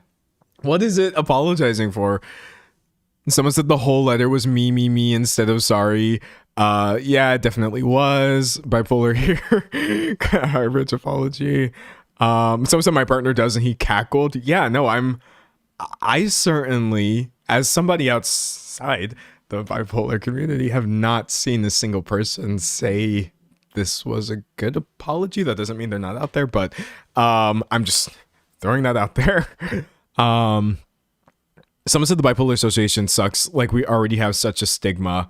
Yeah, it does suck. It really, really does. Reading chat. Yeah. Anyways, that being said, hold on, I'm gonna read more. Someone says this apology is pretty canned. Not enough shame and self-loathing to be truly at the other end of a manic phase. Oh, Oof. Someone said he needs to do the work. He's done too much. Yeah, and that's going to take a long time. That's literally going to take so very long, longer than any singular apology could achieve. At BPT, and while yes, people can spiral into harmful ideas and end up saying very messed up stuff, you still have to own up to it in the end and do something about it. Okay, I'm gonna reread this one. Probably put it in the video, even though all of these comments have been good. I have BPD, and says this person, and while yes, people can spiral into harmful ideals and end up saying very messed up things, you still have to own up to it in the end and like do something about it, says this person. Which I agree with. I think that's my main issue with the apology. Where's the apology? Where's the actual commitment? You can't change things that you can't even admit that you've done. Someone said to cop out. Yeah. Yeah. And also many people saying it makes us look bad. Yeah, I mean, well, to others, I don't associate any of these things that Kanye has done with the actual disorder itself. I would not think you're more likely to be a Nazi because you experience this, but I'm sorry that this is being platformed or portrayed this way on such a large scale. That can't be helpful for anybody. Anyways, someone says I don't think he tries to label this an apology though. Well, it's being labeled an apology. And when you're saying to those I've hurt and essentially saying, what did he say? He like is regretful of his actions. It doesn't excuse it or whatever. I regret and I'm deeply mortified. It's supposed to be an apology. It's just not a good one, dog. It's not a good one. It truly ain't. Someone said my bipolar take. He keeps too many yes men around him to take any real accountability. He will never recover as long as someone in the circle challenges him. Yeah. Yeah. Okay. I think we get it. I can give my own mild take. This is a separate issue, but like, honestly, in the throes of my own mental health issues or disorders, I have done some things that I truly shudder just thinking back about, but I had to pick up the pieces though. I couldn't just leave them on the floor, gesture vaguely towards them and say, oh, well, I have depression and anxiety, and so that's why everything's broken. Come to my tour. Dog, that's not how that works. And so from my POV, that's absolutely not how this should work either. Okay. That being said, this is exactly what happened, unfortunately. Let's see, moving on to this. So as I mentioned, all of this, anyways, we'll move on to this next part. All of this was in support of his new album. I mean, the timing is not a surprise, right? And you have this pretty great Consequence of Sound article titled "The Industry is Once Again Giving Kanye West a Pass. Forgiveness for Sale," says the writer. And oh snap, I thought I had, give me a sec, chat. I thought I had a highlight that I wanted to pull from this one. Oh, here we go. Look at this. Most of us with good sense noticed that Bully, the album, was initially set to be released the week of the apology ad. Ye insisted that this was unintentional. How could we be so stupid to assume? And coincidentally pushed the album back to March 28th, which was not that much later, just a few weeks. Between the ad and the release date, Ye has been extraordinarily busy making plans and making moves. He can't do that alone. Okay, this is a great point. Kanye West's platform does not only belong to Kanye West. When he goes on to continue to be successful, it's because he's at somebody's venue. When he goes on for his albums to do however many numbers in streaming, it's because it's on somebody's platform. And so this person says, he can't do that alone. On March 9th, Ye announced a one-night concert at SoFi Stadium in Los Angeles set for April 3rd. When artist pre-sale tickets went live on Ticketmaster the following day, over 1 million people were in the queue, leading Ye to announce a second show for April 1st. Tickets to Ye's first US show in 5 years range from $125 for the cheapest seats to $595 for floor. Beyond LA, Ye will bring his performances to numerous countries. He played Mexico City on January 30th, 31st, will play New Delhi on May 23rd, and Arnhem, Netherlands on June 6th and June 8th. For both Mexico City and Arnhem, tickets for the initial date sold out so quickly, they added a second once again. This is all on top of a 3-night wireless festival headlining takeover in London from July 10th through 12th and a 103,000 capacity show in Reggio Emilia, Italy on July 18th. As this person says, it's obvious that not booking Ye means leaving money on the table, but these shows prove his past actions may as well mean squat. The venues he's booking are massive, often requiring multiple show dates. Promoters may have empathy for the communities impacted by Ye's rants, but they see green and green only. Anyway, the rest of this article, and the article in its entirety, is a really great takedown of this phenomenon. But yes, initially, unfortunately, when this apology dropped and then Kanye's like, okay, great, we're going on tour.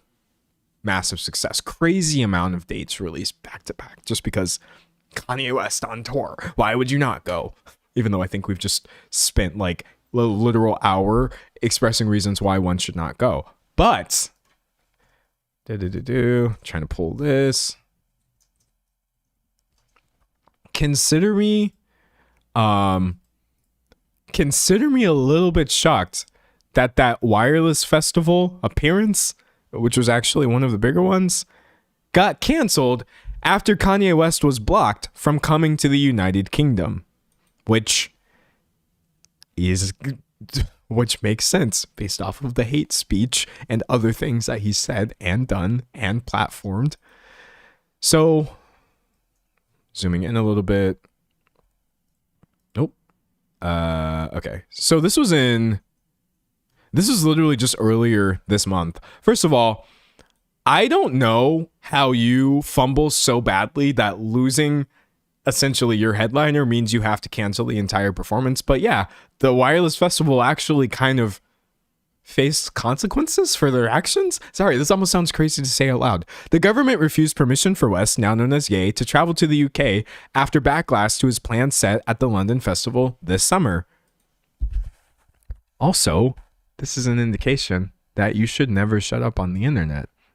And by shut up on the internet, I mean speak in places where people can actually boycott things, speak in places where you can spread awareness, and lodge complaints, actually enable people to use their money and their influence to stop advertisers from associating, stop funding them, etc. Because it does work. It's actually a pretty big misconception that boycotts or even just outrage in general is a very useless thing, and it's very much in the benefit of big corporations and also like deeply harmful, like homophobic oftentimes, or like genocidal organizations want you to believe that if you talk about what they're doing and encourage people not to support them, then nothing's really going to happen. But there is a purpose to all of this. It's not noise. There is a point. We want this to happen. The government refused permission for West, now known as Ye, to travel to the UK after backlash to his planned set at the London Festival this summer. Talking obviously about his anti-Semitic, racist, and pro-Nazi comments. In a statement, Wireless Festival said it was canceled and refunds would be issued to all ticket holders. It added that multiple stakeholders had been consulted ahead of booking West and, quote, no concerns were highlighted at the time. Please keep that in mind. Even though this has happened, this is not something we're finna give the industry a pass for this. It continued, anti-Semitism in all its forms is abhorrent, and we recognize the real and personal impact these issues have had. Then why did you book him? What? As Ye said today, oopsie. Oh, my bad. Let me make it bigger. Okay. They continue saying, as Ye said today, he acknowledges that words alone are not enough, and in spite of this, still hopes to be given the opportunity to begin a conversation with the Jewish community in the UK. All right, dog. That's fine. And Kanye West himself also said the same thing. Pulling that.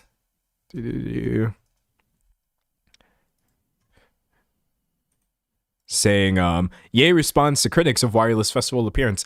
I'll have to show change through my actions, he said when people were obviously upset to see him there. Again, like, one could consider this a start, but this isn't even Kanye's actions. These are other people's actions that are affecting Kanye for once, as they literally should. And then from there, pulling this, there have actually been, this is going to sound like I made it up, a string of cancellations of Kanye appearances or festivals, an actual like attempt to stop this monetization of a bad apology. Kanye West tour crisis spirals as cancellations mount, says the Daily Beast. Their headlines are so funny. Kanye West's European tour has suffered a fourth cancellation. A fourth! It's kind of happening left and right at this point. The 48-year-old's June performance in Basel, Switzerland is the latest to be called off. I didn't say that right at all. Basel, Switzerland? Okay, whatever. Sorry. The 48-year-old's June performance in Basel, Switzerland is the latest to be called off after shows in France, the UK, and Poland had already been axed. Now known as Ye, the rapper had been due to play at St. Jacob Park, the home stadium of the soccer club FC Basel. Speaking to Reuters, a spokesperson for the club said, "We cannot, in accordance with our values, provide a platform for the artist in question within this context." Okay. Again, how was there a concert for y'all to cancel? Clearly, at some point, your values or lack thereof absolutely allowed you to provide the platform for the artist in question, despite the context. But anyways, it follows the director of Silesian Stadium in Chorzów, Poland, Adam Strzyzewski.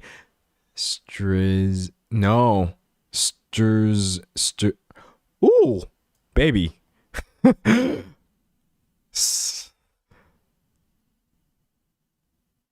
TRZYZ.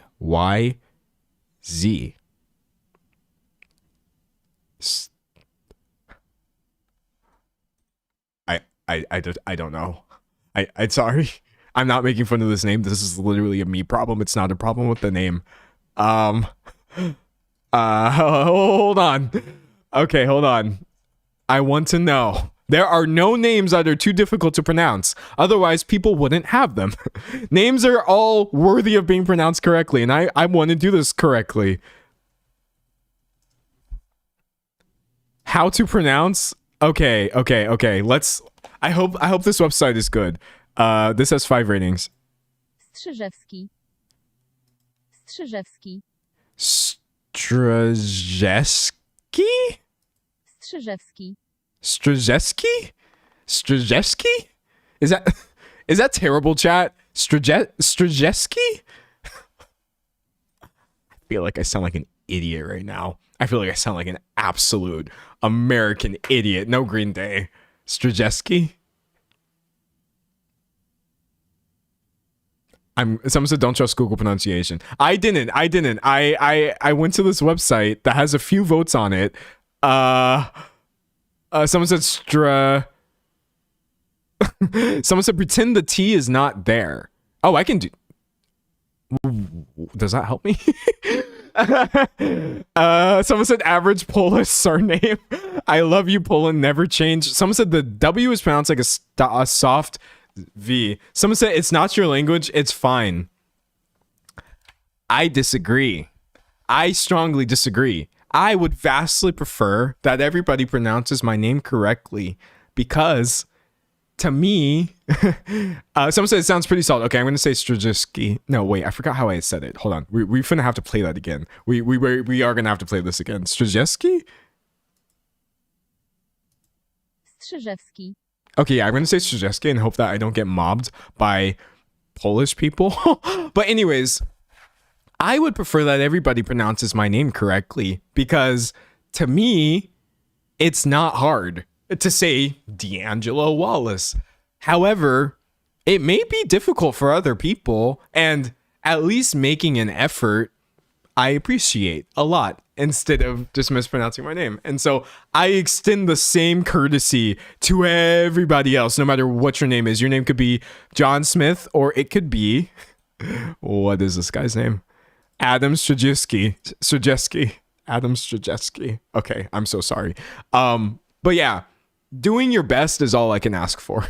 Please do your best to pronounce my name properly, and I will do my best to pronounce your name properly to the best of my ability.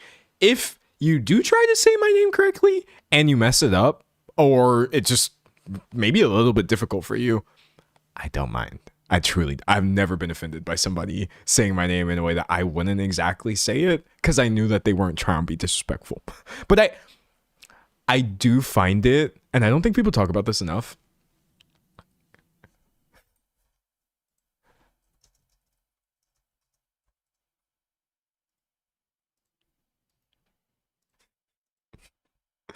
Okay, chat, I'm gonna be that one friend that's too woke. You knew the picture was coming. We haven't even used this in a couple streams.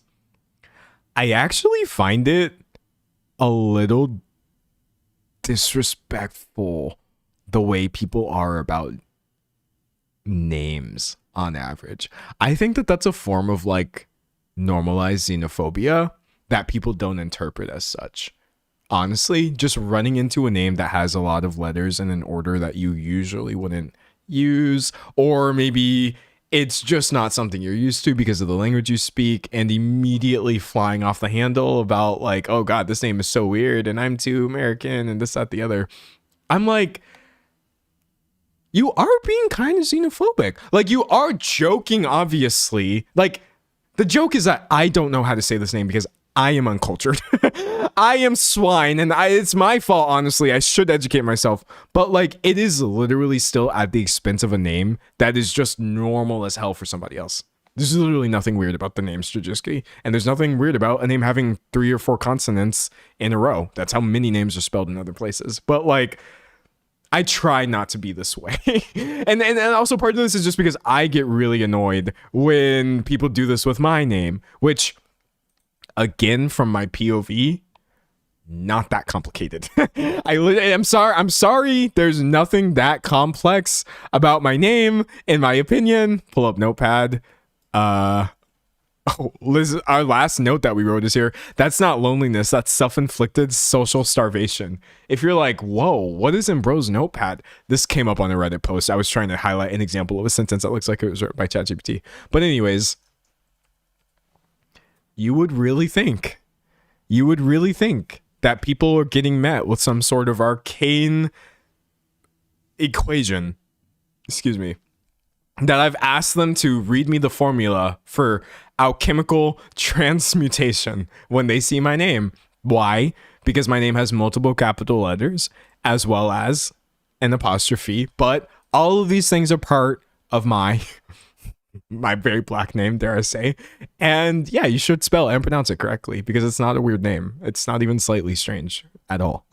And it's definitely not more or less normal than Straczynski. But anyways, enough. That's all I'm gonna say. I got distracted. For those of you who just got here, someone said normalize asking people how to say their name when you meet them. Yes. Yeah, on God. Anyways. It follows the director of Silesian Stadium. Believe it or not, we have a point. We were talking about various people in various countries, like canceling Kanye West concerts because of the backlash against not just his anti-Semitism, but also other major harmful issues and ideologies. It follows the director. Someone said, dang, LO is the only way it could go wrong.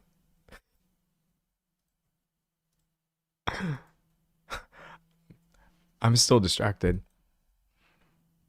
Do you want me to show you how wrong this can go? I don't think that you understand the depths of people sometimes maliciously messing up your name. Here. I'm going to show you what I've seen more than once.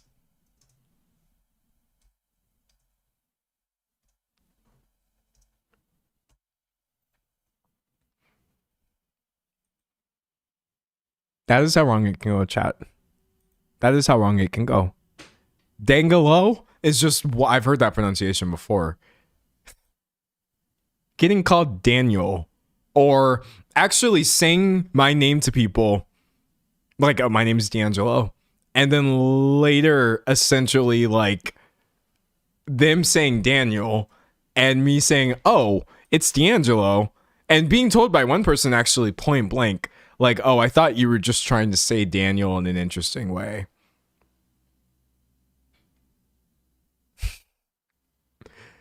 You thought I was just trying to say Daniel in an interesting way? You think I don't know my name or how to pronounce it or the difference between my name and Daniel. And when I tell y'all, honestly, that like there's levels to like racism and that the vast majority of the racism that I experience isn't as black and white, no pun intended, as somebody like hurling a slur at me or whatever. Rarely happens, does happen, but like it's mostly things like this where it's like, why are you arguing with me about my name? Why are you making fun of the way that I pronounce my own name and do it? Why, like, these things are so literally like intentional and obvious. It's not just because you didn't hear me properly. You admitted that I clearly didn't say Daniel. Yeah, getting renamed by other people. My mom has the same experience too, where she has another name that is actually quite unique, and getting renamed by other people. Oh my God, another one. People, you telling people the correct pronunciation or spelling of your name and them saying, well, I'm just going to call you this other thing. I'm just going to call you this other thing. No one has ever said that with Daniel specifically, but I have been asked about the spelling of my name. And when I say D apostrophe capital A, I've been told, well, I'm just going to spell it like this. And then they misspell D'Angelo, which is like not my name in those cases. Because listen, chat, I'm going to be really honest here. Let's get two spellings here. If your name is Eleanor, then your name is not Eleanor. Would you agree with me? They may be pronounced the same way, obviously, but if this is how your name is spelled, no other spelling of this is actually your name. And that's exactly how I feel. We're like, okay, my name is D'Angelo, so it doesn't matter how else you spell it or what else you say about it. You're just not saying or spelling my name. Congratulations, you just wrote down something on the paper that's not my name. But yeah, no, it's not as simple as people slightly getting the pronunciation wrong. People will be like crazy malicious about my name, and I'm just like, dog, what? I hate this. I hate this for me. Someone said my Haitian friends had so much of this experience. I bet they do. I truly bet they do. I've seen it in person with other people as well. I believe them. Anyways, okay, now we can get back into it. Chat. Someone says it pisses me off. It is upsetting. I will be the first to admit it makes me mad when that happens, but I just keep trucking. Getting back to the people who have canceled Kanye West concerts. It follows the director of Silesian Stadium in Chorzów, Poland, Adam Strzycki, saying, the concert by Ye, scheduled for 19th June 2026 at the Super Otto Silesium Stadium, will not take place due to formal and legal reasons. Would the reason be it's illegal to have him there now? I don't know. Polish culture minister Marta Sinkowska criticized the 24-time Grammy winner's promotion of Nazism, saying it was, quote, in manifest contradiction with Poland's values, and adding, quote, in a country marked by the history of the Holocaust, we cannot pretend that this is just entertainment. West 48 apologized in January for past anti-Semitic remarks, attributing them to untreated bipolar disorder. He was also banned from Australia last year after releasing a song promoting Nazism. That would be his track, Heil Hitler, that we talked about.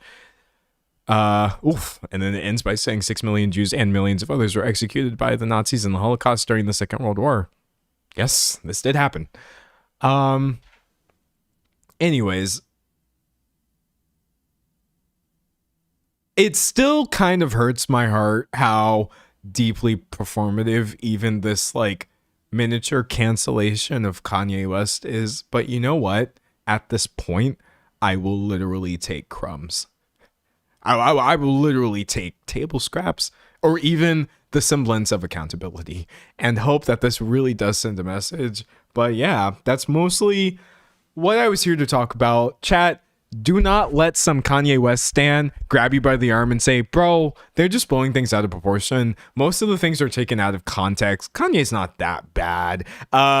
People just are mad because of free speech or whatever, or he's grown and changed, or it's just his bipolar disorder. You're going to be mad at people who have a disorder. As you can see, there's a lot going on here. None of it has been fixed, and maybe we're 0.05% into the way of potentially fixing it. So I just wanted to alert you of that. Someone said it needs the law and boycotts, not cancel culture. Yeah, exactly. Actually preventing him from doing this in the way that has happened in multiple places, I believe, is a correct thing to do for somebody spewing vile and dangerous hate speech. through the actual music that they could or could not be performing at this place. Someone said no, but his track called what? Oh, yeah, you must have just got, he fully has a track called Heil Hitler. Insane. Literally insane. Self-released. Someone said, I hope I never come across a Kanye fan in the first place. Yeah, that would be an L, but unfortunately, I've taken that L multiple times.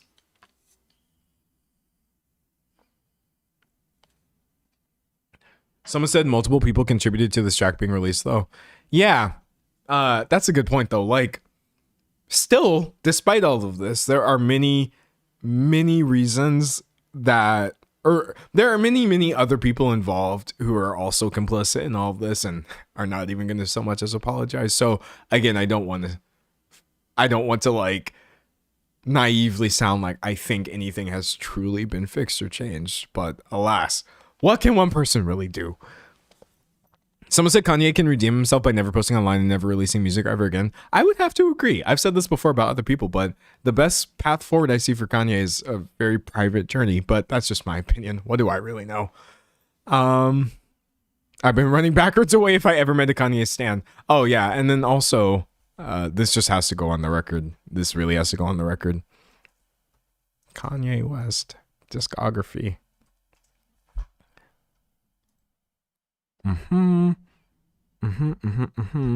Okay. So the college dropout, late registration, graduation, 808s and heartbreak, My Beautiful Dark Twisted Fantasy, Yeezus, The Life of Pablo, yay. Okay, starting right here. This is garbage. This is garbage. This is garbage. Part 2, literally. This is super hot garbage as well. So you're defending somebody who has released 1, 2, 3, 4 garbage albums in a row and a bunch of unreleased garbage as well, full of like AI nonsense, poor songwriting, bad vocal performances, somebody who clearly does not know how to write a good lyric to save his life, obviously somebody who got out any bit of uniqueness or talent years and years and years ago, maybe even over 10 years ago. Kanye West doesn't even have anything left to offer artistically, which I think his fans know, but it's like he made Graduation. Yeah, when did he do that? Oh, in 2007. Wow. Funny thing about 2007, that was almost 20 years ago. Since then, he has clearly proven himself to not even actually be that good of a producer or rapper, but nobody's ready for that conversation. Anyway, someone said, and his shoes are ugly. And his shoes are ugly as hell. You hear me? Listen. And his shoes are ugly as hell. He's a terrible designer. All that, and he's a terrible designer. Anyway, that's all I have to say about Kanye, chat. That's it. I don't have nothing else to say about this man. Any other thoughts, quotes, opinions? Someone said that's as old as I am. Yeah, Graduation was 20 years ago, dog. Get over it. Nothing is that good to the point where you're still writing for this man this many years later. It's insane. Someone said Yeezys always suck. Bro, those shoes are so ugly. Ugly as sin. Alice clothes are trash. Yes, it's not a good clothing brand. I'm sorry. And I'm dressed like this. Here to tell you that Kanye West's whole fashion aesthetic is garbo.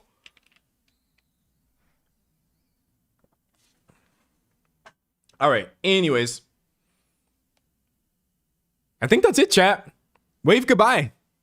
Say bye. And I'm going to record an outro, but we have a lot of other things to talk about today, which I hope we have time for all of them. I wrote them all down because I didn't want to forget about any of it. Say bye to YouTube. They're the Cybertruck of shoes. Oh, I'm including that in the video. Yeezys are the Cybertruck of shoes, as this commenter said, and I don't think I've ever seen a more accurate thing. But yeah, hopefully his next venture is more successful than music, design, Yeezy, anything he's ever attempted in the last 10 years. That's all I have to say about Kanye. Hopefully you never have to think about him or any of that ever again. I know I will certainly try not to, but yeah, I actually stream quite frequently. I messed up my own outro. But yeah, I actually stream this live right here on YouTube, where I stream quite frequently, Tuesdays, Thursdays, and Saturdays at 12 p.m. Eastern time. Unless I don't, in which case I'm probably just, I don't know, sleeping. But yeah, hopefully I see you in the next video or the next stream. And if not, it doesn't matter at all. Okay, bye. All right, good. All right, chat. Going back over the rest of today's topics, Yes, okay. I wanted to talk about The Onion, this list of celebrities who have signed this petition regarding Eurovision that I find to be appalling. Divergent, excuse me, Olivia Rodrigo. No bad things about Olivia Rodrigo in this case. I don't think I've ever had anything bad to say about her. Tyler, the Creator, and also something regarding Timothée Chalamet that is really old news, but it popped back up and I was confused. That being said, you give me like 2 minutes. I gotta drink some water and do some other stuff, and I'll be right back. Listen to the soothing sounds of my intro screen because I still have not made a BRB song because I keep forgetting to do that, but I will someday. But until then, here.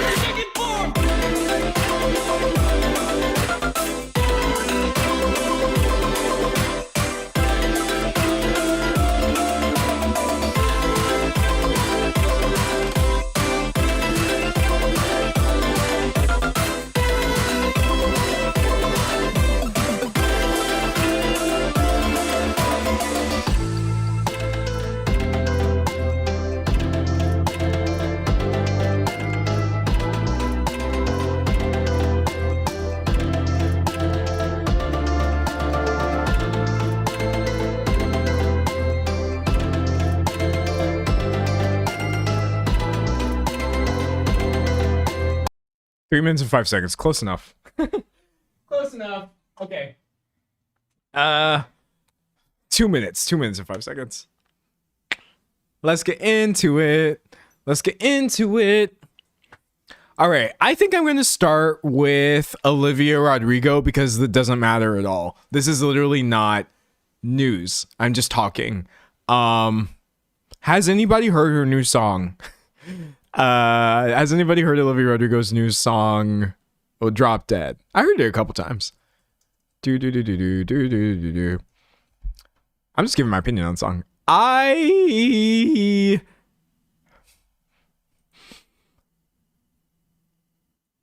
don't... Wait, let me start by saying the obvious. I don't think Olivia Rodrigo has ever put out a bad song, to me. I've never, like, put on an OR track and been like, oh my gosh, this is like dog water. This is garbage, dog. Stop making music forever. And so, like the rest of her music, I do think that this was very competently produced and written and performed, obviously. But as somebody who has heard every single song that this person has actually ever released, maybe except some of her early Disney stuff, I don't think this is her best work. Does that make sense, chat? And that is definitely not to say that like every single song you have to outdo yourself or whatever. But like I was listening to it and I was like, okay, yeah, stalk you on the internet. Like I was like trying to get into it. And then we got to the bridge and I was like, yeah. And I don't know. I just think it's a good song. It's a good song, obviously. But I think she has a habit of putting out like music that is actually really crazy as her singles. Like Vampire, I think is a really crazy song. Driver's License is crazy. Actually, all the singles for what was the first album called? Sour were like really like wild to me mostly. But yeah, this one I was just like, this is a fine Olivia Rodrigo song.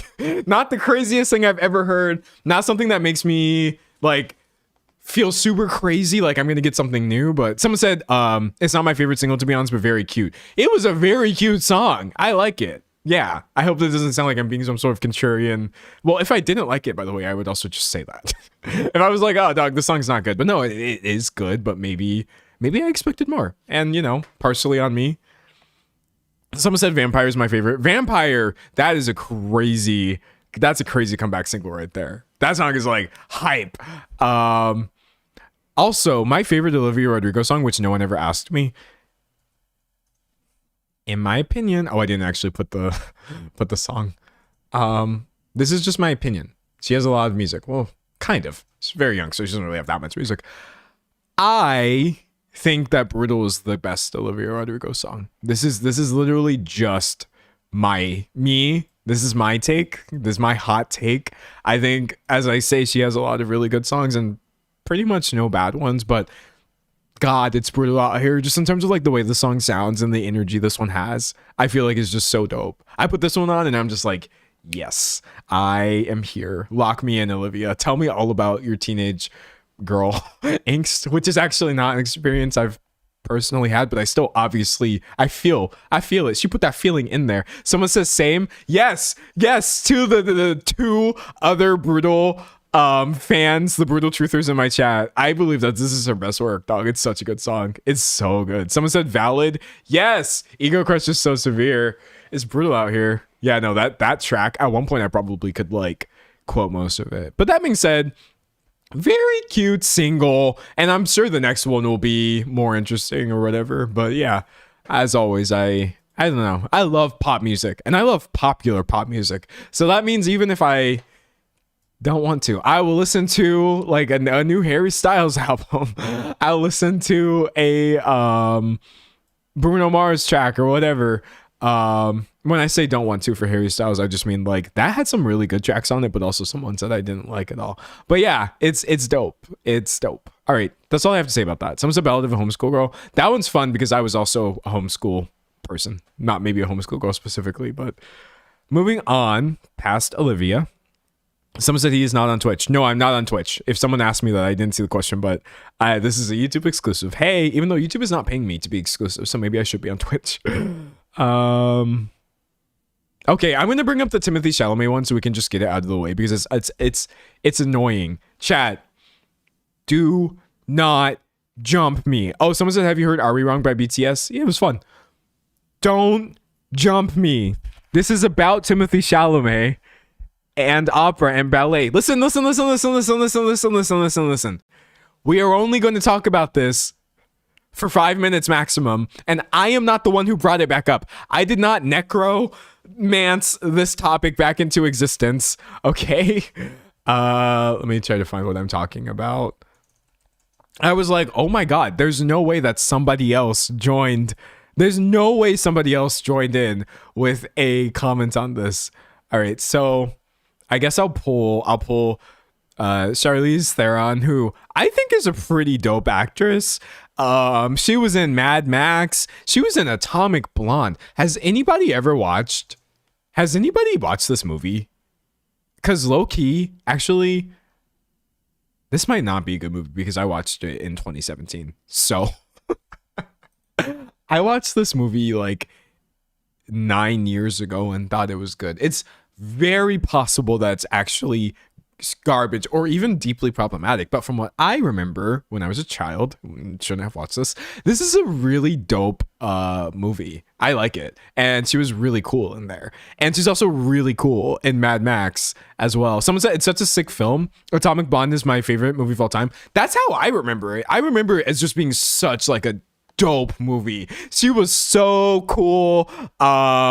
It was awesome, man. I rewatch it at least once a year. Let's go. Well, hey, I'm a fan of it as well. Anyways, I like Charlize Theron's work, and I don't think that these comments are like problematic to the point of like, oh, I'm trying to cancel or be whatever. I just think these comments were wild. Oh, we got blocked. Hold on. People. Okay, so she called his comments very reckless and said, I hope I run into him one day, which I agree. Those were reckless comments. Also, this is so funny how ominous this sounds. But she said, oh boy, I hope I run into him one day. That was a very reckless comment on an art form, two art forms that we need to lift up constantly because yes, they do have a hard time. But in 10 years, AI is going to be able to do Timothy's job, but it will not be able to replace a person on stage dancing live. And we shouldn't crap on other art forms, she said. And I was like, I'm not going to lie to you. I first reacted with like baby brain. And I was like, what do you mean in 10 years you think AI is going to be able to do Timothy Chalamet's job? That's not a good take. But then I deactivated baby brain. I remembered that it's not always easy to word your point in the clearest way when you were talking to somebody live, as you were experiencing right now. And I was like, okay, that is also her job. She's also an actor, and I don't think she was saying she thinks it's a good thing, obviously. I saw a lot of discourse about this of like, oh, this isn't the take, or this take is even worse than Timothy's, or whatever. I think, like, obviously, I don't think a popular Hollywood actress is saying she thinks it's a good thing that in 10 years people are going to be trying to replace actors with AI. That's not what this says at all. I think it's more of a I don't like pancakes, oh, so you hate waffles scenario. But this is a little bit unfortunately worded. I think this is worded kind of unfortunately. But anyways, I get what she's saying though. I get what she's saying. To me, personally, it more so reads as like, this is just me projecting because it's kind of an ambiguous statement, but like, the things he's doing are already under attack or in danger of being some sort of dead art form when point blank period, people are trying to replace actors with AI. They're already replacing visual effects artists with AI, and it's disgusting, honestly, because the stuff that they're producing isn't even that good and it's being ripped off of VFX artists' work. They're already trying to replace a lot of graphic designers and poster designers. They're using AI for literally everything. All of this is not good. And yes, in 10 years, I think it's going to be much, much, much, much worse. So to be an actor talking about all of this, so like blasé about other people's art forms when you yourself really need to be keeping an eye on the ground, I think it's goofy. I think it's goofy, man. Anyways, but yeah, I agree with what I think she was saying. And interviews are hard, man. Interviews are difficult. I know that's a very annoying problem. Like that's not a real problem that most people have. But have any of you ever been interviewed for anything? Because it happens to all kinds of people. It's not easy to be interviewed. Somebody said, does he identify as male? I thought he is non-binary. Yeah, here, I'll give you an answer.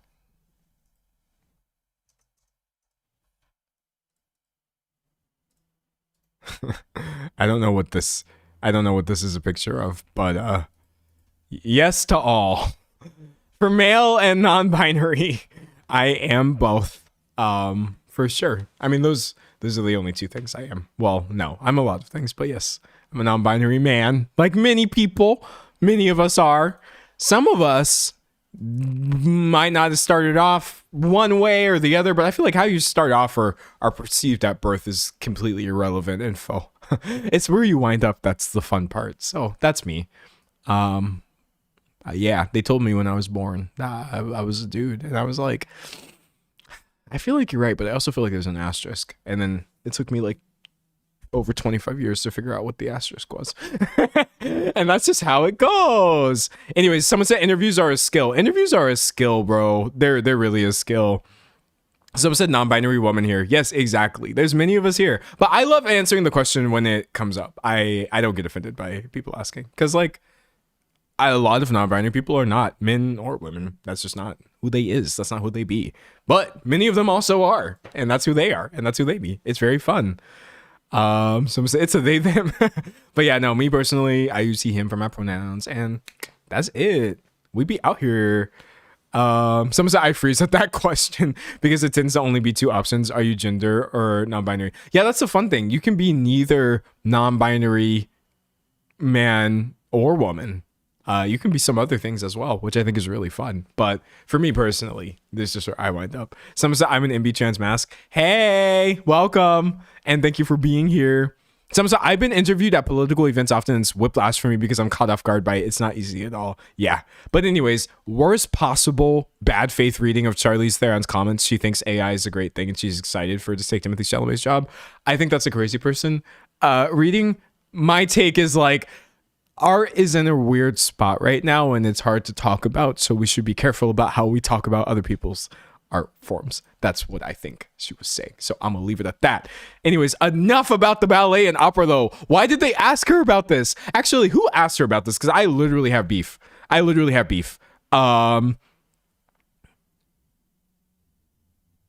was an interview with the New York Times published Saturday, April 18th.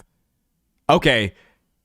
Stop asking actors about Timothy Chalamet's comments on ballet and opera. I never, ever want to hear. I never want to hear anything else about this ever again. Somebody said I thought that non-binary meant neither man nor woman. People said me too. I'm confused. Yeah, that's fair, and I run into this confusion a lot. This is gonna sound like I'm being like really, really goofy chat or like I'm making fun or whatever, but I'm not. I'm gonna be really honest with you.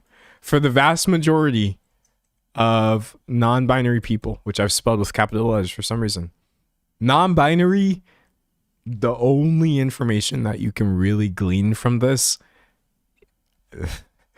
is that someone's relationship to gender is not binary.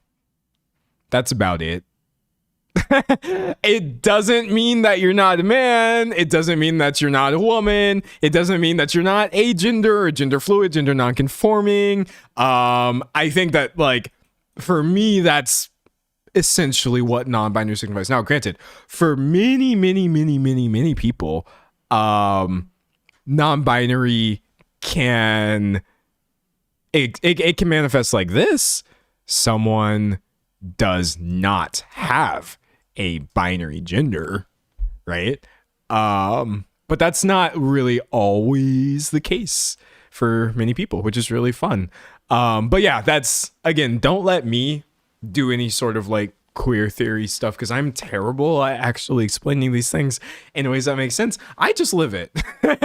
I just live it. Someone said, well, chat, I just realized I'm non-binary. Dog. Okay.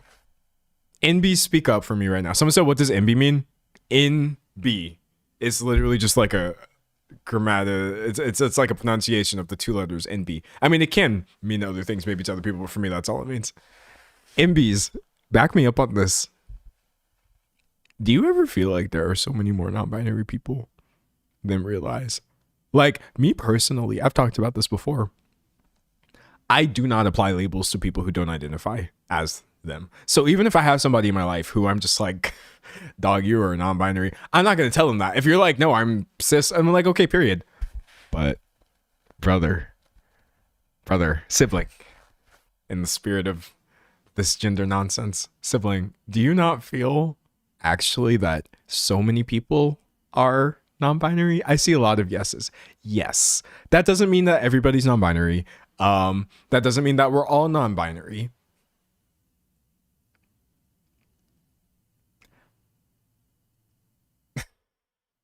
But I do think in general people tend to have a a more binary view of gender than resonates with me. And from my non-binary perspective, I don't always see things as A or B or mutually exclusive as I think many people see them. But anyways, that's just my own personal experience with it. I feel like if were ever curious about the term, just look it up and find people online talking about their experience with it. Don't be scared. And then you might learn some things. Or you might just be like, oh, that sounds nice, but this literally does not relate to me at all. Not at all. Someone said, I wonder if I am non-binary. You really could be. It's truly, truly up to you. I found out about, and when I say up to you, I don't, because I actually have little to no control over this. I found out about this other thing on stream a little while ago that I thought was super great, because I'm like, this is even more close to what I am. Chat, does anybody remember when I took the gay test online, when it was like, analyze all of these pride flags? How many pride flags can you identify? And I did like sort of okay. But I found out about this term right here, gender apathetic, which I had not known of before. Let me see if I can find like the wiki for it. Okay, here we go. Yeah, no, there's like a whole LGBT wiki, which is actually a very interesting website. But there's like hella different versions of flags or this or whatever.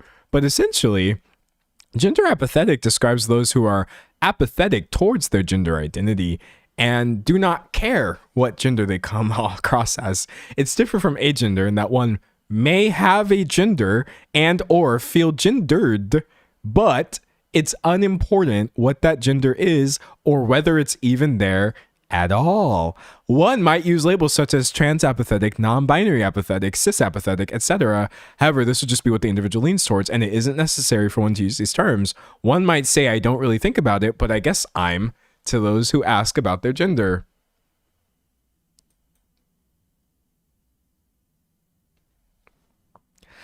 That felt like I got doxxed.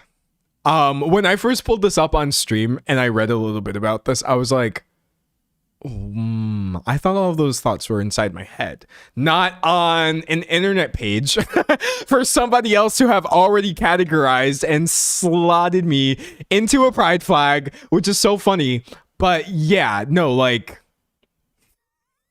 if you've ever wondered what is it like for me just going throughout the day, or why do I tell people that I'm a man and also non-binary, both of which things are true, because I don't care.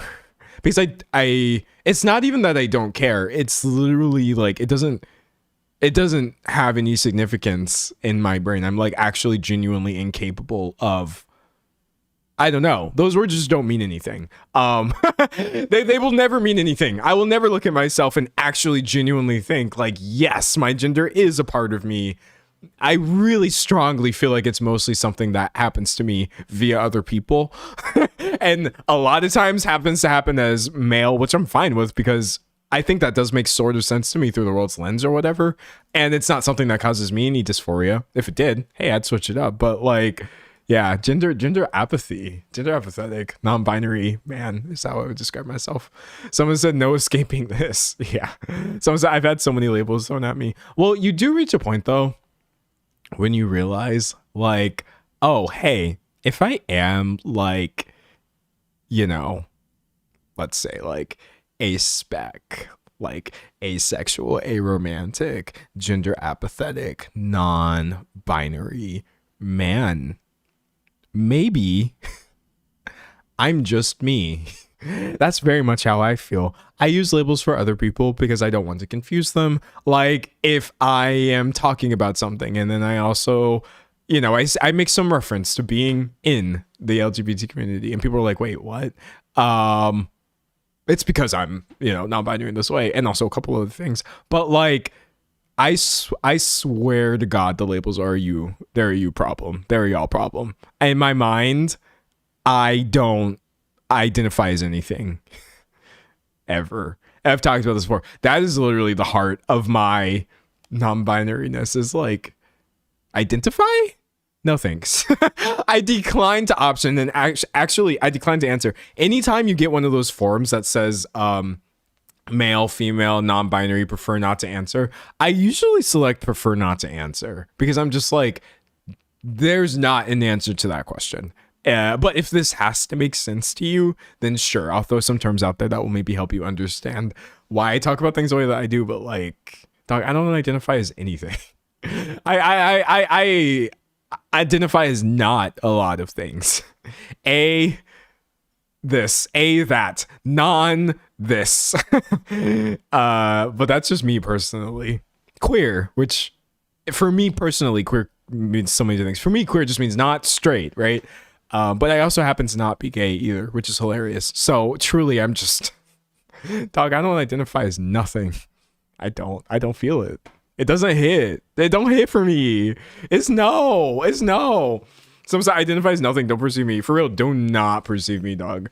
I don't want it. But I mean, it's fine because I know I'm also streaming live right now for a bunch of people. So clearly on some level, the outside of me must be presented as a front. And that's why, for me personally, I do interesting things with the outside of me, because what else am I going to do with it? I'm literally referring to my body and self as like it right now, but that's what it is. if you've ever, there's a lot of reasons that like you could shave your hair off or get pierced or, you know, get weird tattoos all over your body. And by weird, I mean amazing. The weirder the tattoo, the better. I say that as somebody who's pretty much covered, but like, dog, this is literally just the outside of me. I don't care.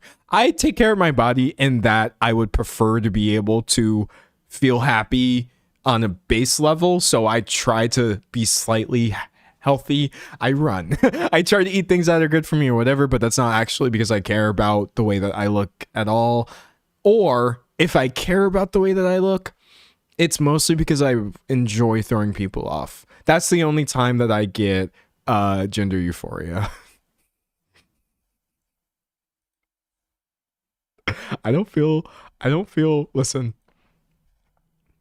because the thing is like, you got to be careful talking about this stuff, because a lot of people outside the community will say that you're like confused or you have gender confusion or whatever, which is obviously like phobic in many ways. But if I'm being honest with you, chat, actually the only time I ever feel gender euphoria is when other people are confused by what I'm doing, or like if they feel like on some level there's some sort of contradiction, then I'm just like, okay, great, now you're perceiving me correctly. if I say two things and you're like, wait, those two things don't go together, whatever that feeling is of like, that doesn't make sense, that was my gender. It wasn't actually the two things I said, it was in the middle of them. And that's the only time I feel gender euphoria. I get so happy when people are just like, what the hell is that? And I'm just like, oh my gosh, to be seen, to be known, to now I'm fine being perceived. And that's why I just have so much fun with all of this. I'll grow my hair out as long as I want, or I'll shave it all off. Like, I don't care, dog. I really don't. It don't matter. Someone said my pronouns are and huh. Yeah, my secret second pronoun is who. Is he, him, and also like who? Someone says skin suit / flesh prison, depending on how it feels to the individual. Yeah, I think for me, I've given this metaphor before. I gave it a couple months ago and I'll do it again. Mecca. This is what my body is. I promise you.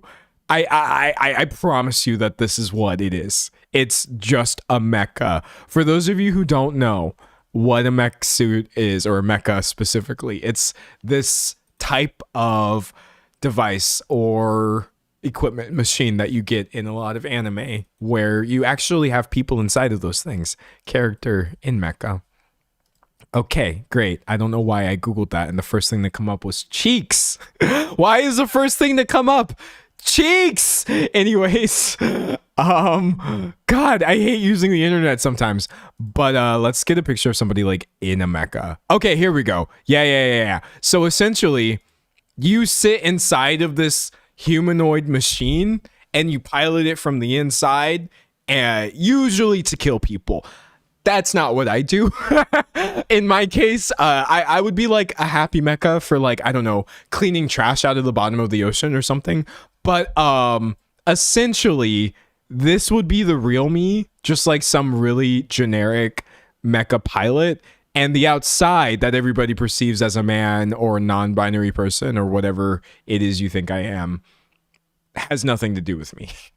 I think if the world worked the way that I feel like it should work, theoretically, I would be able to step out of this and into another one and feel just as represented by whatever the heck that would be. But yeah, all I can really do is essentially just signal to people some sort of base level disconnection between this and the thing inside of it. And if that's how I come across, I'm like, okay, great. That's where we at. Someone said a female mecha pilot in a normal pose. Wait, I snorted. Okay, chat.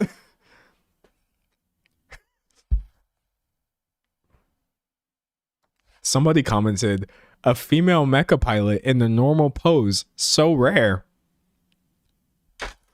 If you don't know what they're referring to, you're a well-adjusted human, but I'm going to tell you. See how she's just sitting here? She's just sitting there, you know, in the suit, doing whatever she's doing. Because anime can be so deeply sexualized for so many reasons. A lot of mech suits are so deeply uncomfortable on the inside. They don't make any sense. And they will have the characters. It's literally not funny. I'm literally uncomfortable. I take off my glasses because I don't even want to see anymore. They will have characters in the stupidest positions in there. I'm talking people will be in the mech suits like bent over and stuff. Or like, I'm thinking about like Darling in the Franxx is just absolutely unacceptable. I remember Code Geass also for Callan at one point. They had her in a mecha where she was like bent the hell over, and I'm just like, you people are sick. I'm sorry. You people, like, and when I say you people, I mean the people designing these things, not just anime in general, because it's not the only place that you're going to get hypersexualization, obviously. But like, dog, these be literal teenagers in these suits drawn crazy as hell. And that's why I don't talk about anime that much, because I don't watch that much of it, because I don't want to see that. I don't want to see that. I would prefer not to. That being said, it is not cool, in my opinion, to write off entire mediums of artwork just because some of it may be, in my opinion, bad. And there's a lot of really cool anime that I do enjoy watching. But yeah, I'm not even going to show you pictures because it would literally just make you so uncomfortable if I showed you some of the mecha designs. They're so bad. Someone say Evangelion is bad for that. Oh, they're so bad. Anyways, moving on. But that's what I said. I would just be a friendly mecha, like, again, cleaning trash out of the bottom of the ocean. Not one intended to like pew pew pew or have very young characters in compromising positions, because that is cringe. That is uncomfortable. Someone said, thank God anime is just cartoons from Japan, and there are many that aren't sexualized this way. I would say the vast majority of anime is not sexualized this way. Literally, like, okay, actually, hold on. I'm still here. I haven't moved on yet. Anime is no different from any other medium or subcategory of entertainment, in that the things that get popular are not a good representation of the whole, in my opinion. So a good example of that would be like comic books, for example. If I say comic books, did you immediately go to Marvel? Well, Marvel are not the only people creating comic books by any means. There's actually a lot of really amazing and unique stories being told through this medium. But the thing that is the most popular also happens to be the most bloated and fan servicey, etc. And I feel the same way about anime, where like I look at these really, really gross shows, honestly, really gross shows with like these super young characters that become the most popular, and their fan bases excuse every single little bit of it, and they're like, it's just cartoons. And I'm like, exactly. So you have the power to do anything, and you chose this. It's so bad, so uncomfortable, so awful, and yet there's so much good anime. You could live your entire life only consuming content in that content. I sound like such a YouTuber, but it is content, actually. You could live your entire life only consuming content in that form, Japanese animation, and still not watch every single good anime. Probably not even just in a specific period, but certainly not every good one ever. Like, so many of the most amazing stories I've ever sat through have been anime, literally. But that doesn't change the fact that, like, some of it is disgusting. And in general, I do wish that the loudest anime fans would stop excusing it. Please stop excusing weird fan servicey, gross manga featuring characters that are minors, because it makes this conversation really difficult to have. Someone said, please read/watch with chat at Taylor. I've been wanting to do that. I've heard that one is really good, but I don't think it's finished yet. So I'm waiting. Someone says 7 Deadly Sins jump scare. Okay. Listen. Listen, hold on. I may not even be able to find it. Since okay. I think I was reading the manga, if I remember correctly. And they had this romance in Seven Deadly Sins, which for those of you who don't know, is it's a shonen manga. And it has really cool themes and artwork and stuff, but if I remember correctly, unless I'm completely wrong, they had this romance in it. This might be fan service. And dog, it makes it I stopped reading. When we got to the part with Bon and what is her name? Elaine? Or no, maybe not. I don't remember her name. Like, I'm sorry. I'm sorry. Also, maybe it wasn't a romance and I'm misremembering, but like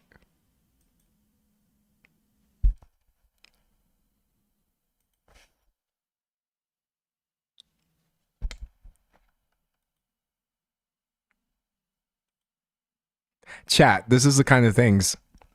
This is the kind of thing that anime fans will be like, "No, this is fine. This is okay. This is fine. Don't worry about that." They'll draw fan art of this actually and continue to spread it and normalize it. And I'm just like, I hate maybe not y'all. I was told not to hate people. So I can't like hate y'all over this, but I get real close when it comes to some of these things that people put up with. It just makes me so Anyways, so I have a lot of mixed feelings.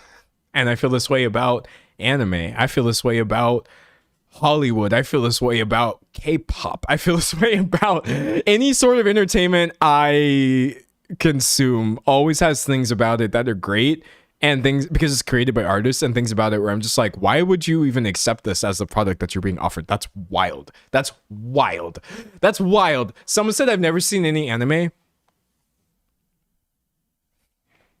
I'm trying to think about what you should watch if you've never seen any anime, because I want to recommend one for you.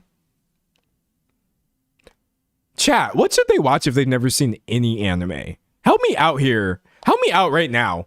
Someone says Samurai Champloo. That one's pretty good. It might be maybe a little difficult to get into because of like its really stylized aesthetic. What is like the most good but also kind of like default anime? Someone said Dororo. I would not recommend that to a beginner because it gets really dark and sad, but Dororo is beautiful. That's a beautiful anime. Someone said Frieren. Frieren's pretty good. Oh, Studio Ghibli movies. Yeah. Let's start with Studio Ghibli because that's only going to be like a movie length. That's a really good answer, chat. Which movie should we recommend to this person? I'm trying to think of like which one would be a good answer, because some of these movies are freaky. They're really scary. The Boy and the Heron is really good, but like maybe Princess Mononoke. I mean, that's a really good one. Someone says Spirited Away. Spirited Away would also be a really good answer too. I liked Ponyo so much. Someone said Ponyo. Can we just recommend Ponyo actually? Chat, you know what? I'm just going to say it. Someone said Kiki's Delivery Service. Oh, that's a really good one too, though. That's a really good one too. You know what? Dog. Is this a good recommendation? Someone said House Moving Castle. Oh, House Moving Castle is also really good, though. I really like House Moving Castle. Someone said yes. Ponyo, please. Yeah. Okay, you know what? To you who has never watched anime, if you want to, you don't have to do this just because we're pressuring you to do this on a live stream. I believe you should watch Ponyo because it's such a cute movie. I mean, it has some themes in it that are actually kind of interesting, but like it's so like simple and small and accessible, and the characters are so baby, and there's actually nothing like disturbing actually about most of these Ghibli movies. I don't think there's content in there that's objectionable in any way. I'm proud to have watched these movies and I would recommend them to anybody. But yeah, either watch Ponyo or I feel like Kiki's Delivery Service is a really, really, really, really good recommendation too. Yeah, this is a really good movie actually. You know what? I think I'm going to say Ponyo for a second because this one is still a little weird in that, like, it's about a crazy thing, right? But, like, Kiki's Delivery Service is literally just so ABC and then it's just executed perfectly. Like, there's nothing super wild or wacky or, like, what's the word I'm looking for? Allegorical about this film. Or there probably is, but I haven't watched it in so long. This is such a great movie. You could truly see how beautiful this style of animation is. You would think to yourself, like, flat animation with like cell shading, like how nice can that be? Oh, just you wait, just you wait. Someone said Perfect Blue. Is that, are you joking? Are you saying this person should watch Perfect Blue as their first anime movie?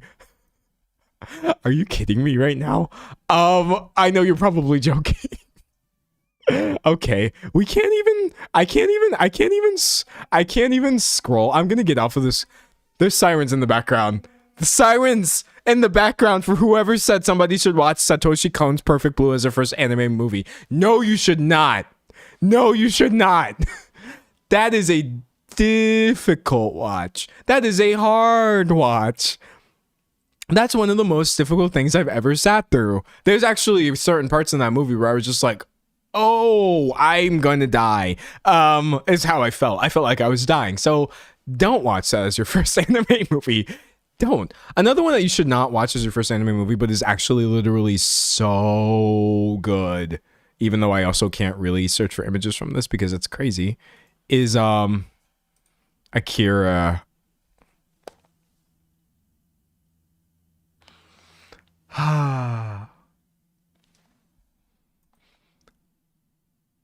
Sorry. I just get so happy thinking about this movie. Like, okay. What I love is consuming artwork in mediums that could only exist in that medium. So what I mean by that is, like, if you show me a movie and I'm like, oh, that was a cool story, I will enjoy it. But if you show me a movie that could only have ever been a movie, that's when I'm going to think it's really good. Akira is an example of that, where this could only have been an anime. The way it was animated, the things that they're showing on screen are absolutely crazy. Especially the end of the movie is literally bonkers. But you need to have an insane tolerance for body horror. Okay? Like if you like The Substance, has anybody watched that one with Demi Moore and Margaret Qualley?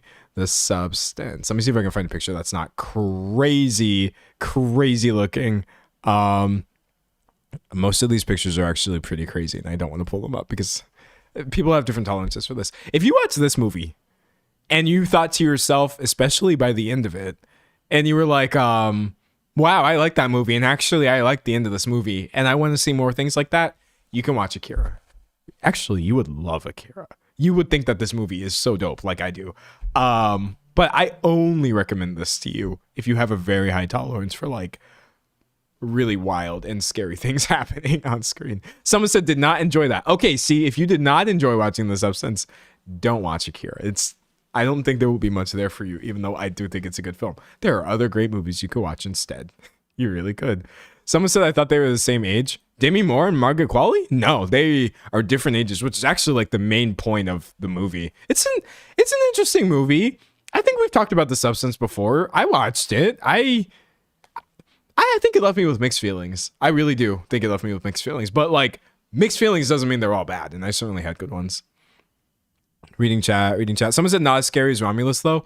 Oh, that one was icky. Has anybody watched Alien Romulus? Wait, I need to be careful Googling this as well. Because I don't want to scare y'all, chat. It's not my vibe. Alien Romulus. It was a good movie, though. That movie was literally so good. I watched it in theaters and I was like, am I a fan of the Alien franchise now?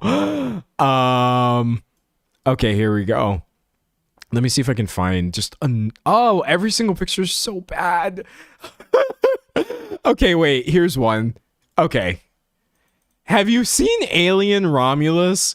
Because that movie is dope. Oh, the cinematography, the color grading, the monster designs, the editing, the tension, the sound design, I can't say what else is about it is interesting because then we're going to get into spoilers. But like, again, it's very disturbing. It's just, I don't think most people would enjoy this. And I don't think people should watch movies that they don't enjoy, because why not have fun when you can have fun instead? So I'm not recommending Alien Romulus to you at all, unless you like some weird, freaky horror type stuff.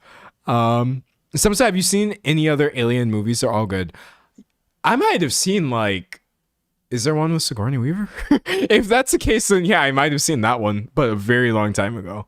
Very long time ago. Someone say Inuyasha. Oh my gosh.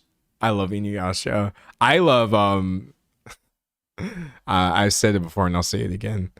I may be misspelling his name. Oh no, just kidding. I can never misspell my icon's name.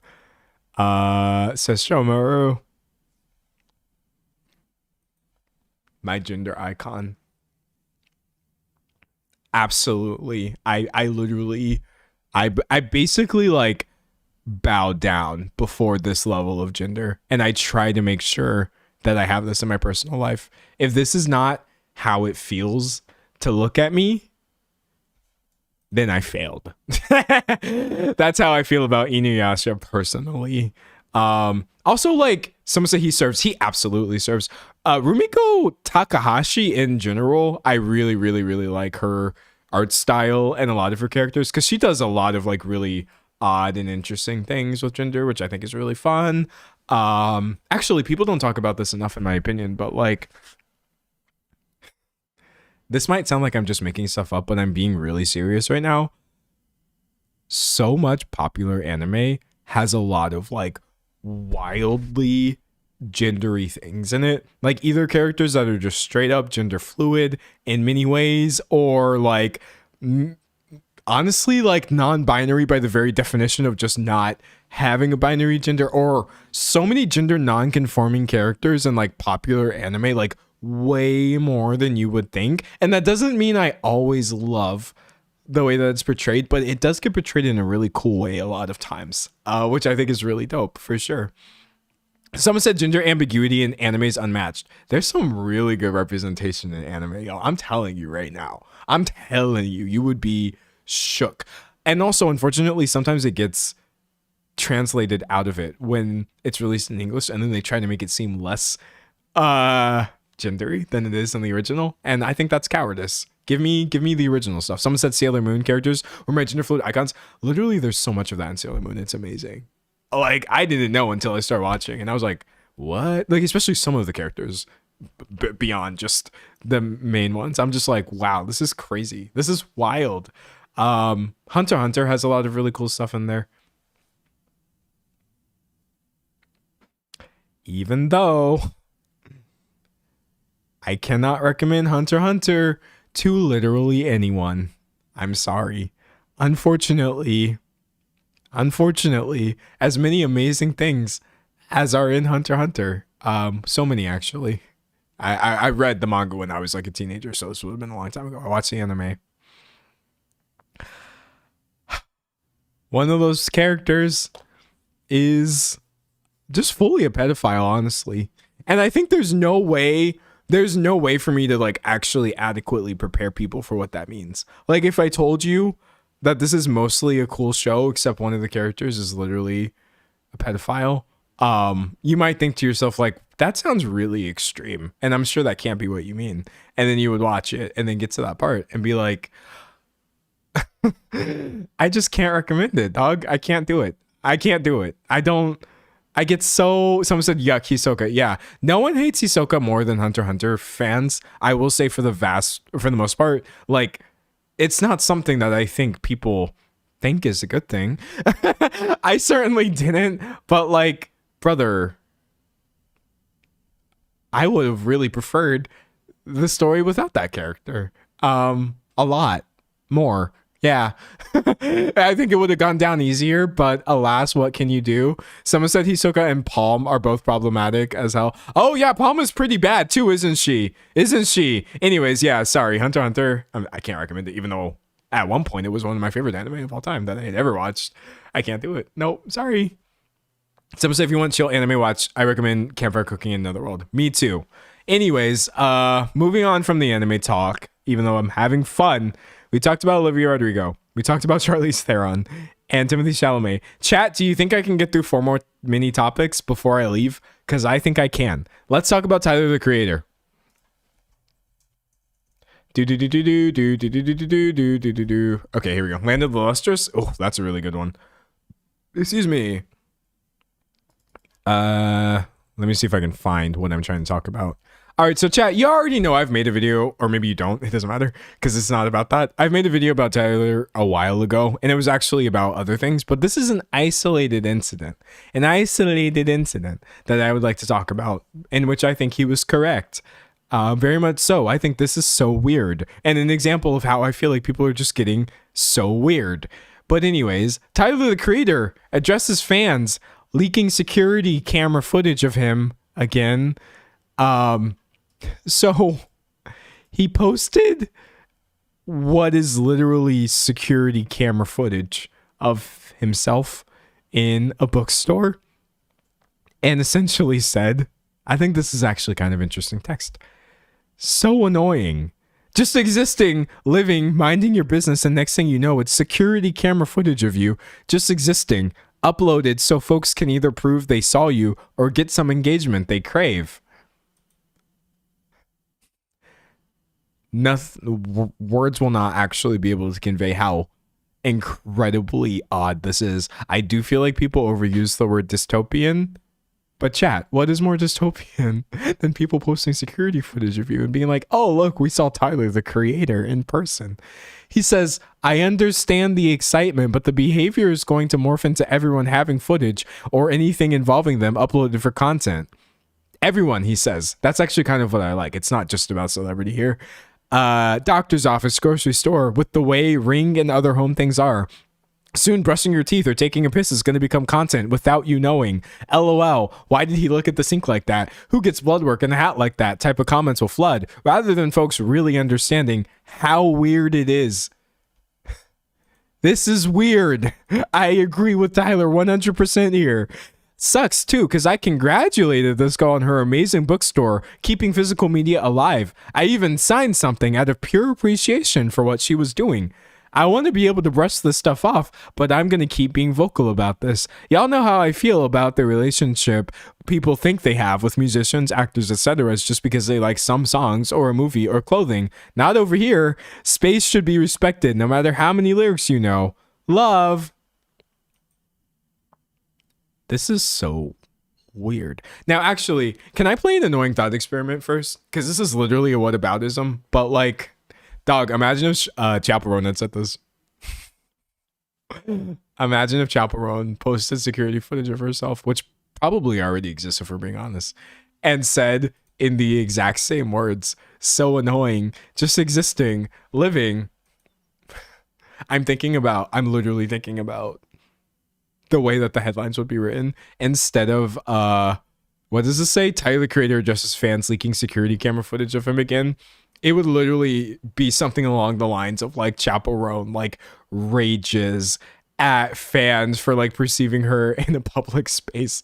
I swear to God, the critical mass of like double standard that we're reaching at this point is insane. But that literally has nothing to do.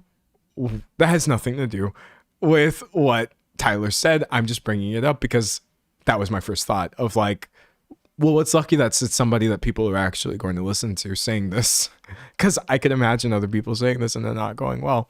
Regardless, that is so weird. That is, I mean, security, surveillance culture in general, I have a lot of thoughts about, but actually literally posting things recorded of people without their consent for whatever your reason is, celebrity, entertainment, or otherwise.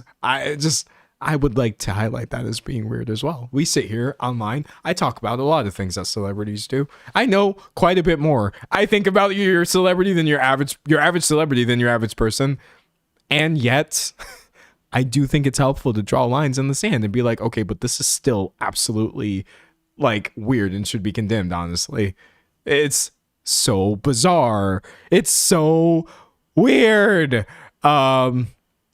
Someone said, remember when Tyler said, oh, I'm not even going to read that. But yeah, that being said, you should probably watch my original video about Tyler, the Creator, where I express my thoughts, because this is maybe one thing he said that I agree with, but there's much more that I myself was confronted with. And I was like, okay, dog, you got some issues here. But you know, multiple things can be true so many times. Someone said that person could have just asked to take a picture of them. They literally could have, or they could have just posted the thing that he signed and been like, Tyler signed this. I know people probably wouldn't have believed them, but like, dog, no, that's just so weird. Anyways, yeah, maybe don't post surveillance camera footage of anybody, including celebrities, because that is so odd. Someone said, yeah, he's yeah, that's sort of my stance on Tyler for sure. Okay, moving on to the next thing. We have oh, okay, I guess I'll talk about The Onion. Chat, this is really funny. So it's fitting that this comes up because I don't even know who I want to pull this from. I hate all of these outlets except maybe Associated Press. We talked about Alex Jones earlier on stream. It was his podcast on which Kanye West was spreading just Nazism and stuff like that, which is not out of character for his podcast. Alex Jones has literally done so much damage to so many people, spread so much conspiracy theory misinformation that is harmful to like victims of school shootings and their families, medical misinformation that's incredibly dangerous, a lot of just nasty, terrible things he's done on his platform called InfoWars. But Alex Jones is also just such a complete failure in terms of, I don't know, running a business that like InfoWars has been in trouble. He, first of all, owes the victims of some of the atrocities that he spread misinformation about money, was court ordered to pay them, but doesn't. So never forget that never forget that Alex Jones isn't even paying the victims that he was ordered to do so. But yeah, his business has gone downhill so much that The Onion actually seems to be positioned to purchase this far-right conspiracy theory platform InfoWars and just convert it into parody, which I think that's actually kind of amazing. That to me, that's a great usage of your money. I'm being so serious. It says right here, the satirical news outlet The Onion is back with a new plan to take over the InfoWars platform of conspiracy theorist Alex Jones as his company faces liquidation over more than $1 billion in defamation judgments owed to relatives of the victims of the Sandy Hook elementary school shooting. The Onion will be granted an exclusive temporary license to the IP of InfoWars' parent company, Free Speech Systems, allowing the outlet to put its own content on the InfoWars website and social media accounts. So, like, literally just forget deplatforming. Just ruin the platform itself. Someone said, what is The Onion? The Onion is a satirical news website. It's not news, right? It's satire. That literally just publishes joke articles about different things. And in fact, wait, I got to double check this to make sure that I'm not. What would you say is like the most iconic Onion moment that this person would probably know? Images. I don't know. I can't think of any off the top of my head. Let me see. Okay, here we go. If you've ever seen a headline that says something along the lines of like, kitten thinks of nothing but murder all day, that's an Onion headline. Or they do a lot of political ones that I think are really funny, honestly. But yeah, it's not serious news at all. And they've never tried to seem that way. They were always clearly labeled as satire. But yeah, InfoWars is going defunct and falling into the hands of a comedy platform that is going to run it into the ground, or what little is left of it. That's great. Someone said the worst person you know just made a great point.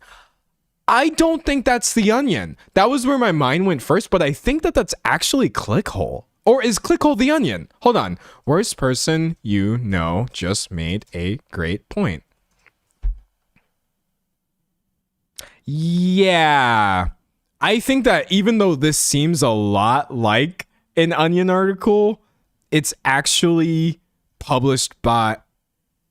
Is Clickhole The Onion? Oh, it is The Onion. Hey, you are a smart bean. Okay, you have 100% heard of him. If you've ever seen this meme, I didn't even realize that The Onion was a subsidiary of Clickhole. Yes, if you've ever seen this guy right here, or this meme, heartbreaking, the worst person you know just made a great point, that's The Onion. Clickhole is owned by The Onion. Thank you. I learned that today on stream because I actually had no idea. So yeah, that's who they are. So now, heartbreaking, the worst person you know just got his life's work turned into a comedy parody platform by The Onion, which I think is deserved for sure. And I'm also so glad that he's losing everything and it's getting converted into the liquid assets that should have been awarded to the victims of Sandy Hook forever ago. Anyways. Someone said there were some wonderful Clickhole videos. There are, dog. Satire and parody is a really interesting medium. And I think that a lot of people don't do it very well, or they don't really, I don't know. But I feel like I've seen some really good Onion videos. They're pretty funny. They can be. Anyways, so yeah, screw Alex Jones, honestly. Yeah, it's so rare that I would be happy to see somebody lose everything, but like, he never should have been allowed to amass this level of platform in the first place. I can't believe how much harm it's actually done. Moving on from that, we're actually making pretty decent time. I'm going to bring up Divergent. Divergent. Let's see. Someone said, people are listing their favorite Onion headlines. There's so many good ones. Okay, let's see if I can find this. Oh. Okay. It's acting wonky. Maybe because I have ad blocker on. Here we go. We'll do deadline. Divergent author announces 2 new books set in alternate universe. I bring this up to say, what year is it? When did the Divergent movies come out? Not the books. Divergent movie release date. 2014. Okay. Yeah, okay. When I read the words new Divergent novel the other day, I think I read this yesterday or the day before, I got transported back to 2014. And I was like, we're making new Divergent books? First of all, I'm scared because like my thought is like, are you then going to turn this into a movie as well? Are we going to get... sorry, chat. You don't need this thought in the world. Are there going to be more Divergent movies? I don't know if I can handle that. But yeah, 15 years after launching the Divergent book series, Veronica Roth is returning to the franchise with 2 new novels. So they're not sequels and they're not prequels. They're kind of about, hey, what if the main character didn't choose Dauntless? And I'm like,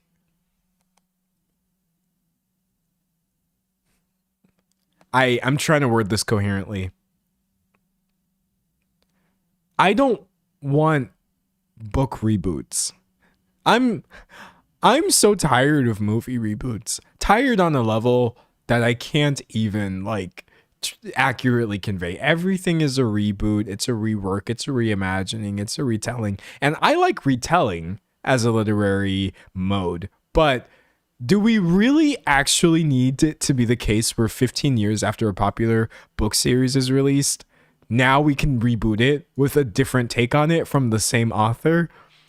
Am I going to have to read version 1 of a book and then 20 years later be like, oh, yo, did you read the new version of this book? Because this is already how movies work. And I'm so sad. Someone said, please no, not more movies. They were really bad. The Divergent movies are not good. They're not. Listen, if you like these movies, that is fine. Because I also like them. I also liked them when I watched them 10 years ago. But that doesn't mean that they were actually good movies. They weren't. Though,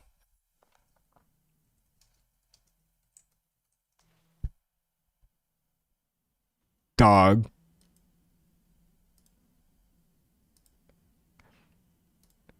This is one of the greatest songs of all time. Hands down. Hands down. Find You by Zedd featuring Matthew Koma and Miriam Bryant is one of the best EDM songs to come out of this era. And if you lose yourself, I will find you. The lyrics don't even make any sense. I think this was for the movie, or it was featured prominently in the movie. Also, one of the tracks, one of the movies just randomly has like the Skrillex needle drop in it, which is so funny. So I will say, like, I might know this. You probably know this song. Hold on. Let me go to the chorus. And if you lose yourself, I will find you. I swear to God, this song is so good.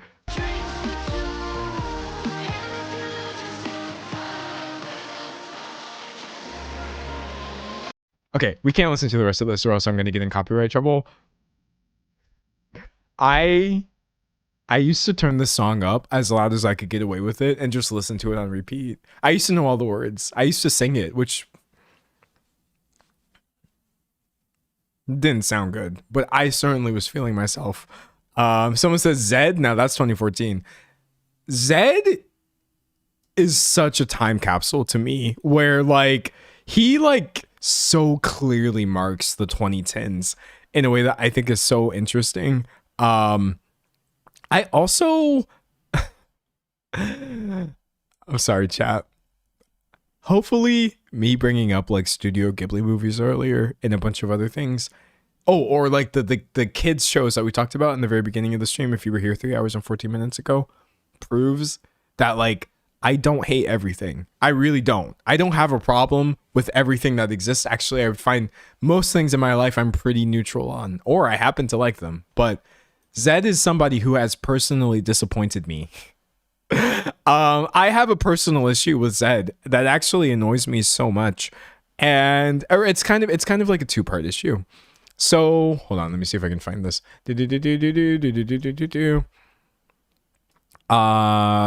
I am going to bring up. This is old drama, chat. This is really old news. But I bet I can find it. News. I'm doing this. This is like excavation right here. Okay, I found it. Shout out Vulture. Oh no, it's paywalled. Hold on. Archive. This is literally from 2018.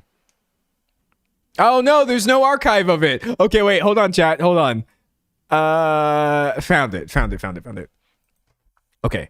So what is cringe about the way people talk about Zedd, even though it's true, is they're like, oh, he's so talented. He's so, he brings this like level of classical vibes to his EDM work because he was like a trained pianist, right? Don't laugh. Don't laugh because I said pianist. He's trained at the piano and he knows like all this complex music theory because yes, Zedd's music actually can be quite complex and interesting melodically. It's certainly more so than you hear in a lot of EDM and stuff like that. And so much of his career is about how musically talented Zedd is, and he just deigned to create EDM for us, like mortals, right? And I kind of like somewhat bought into that a little bit.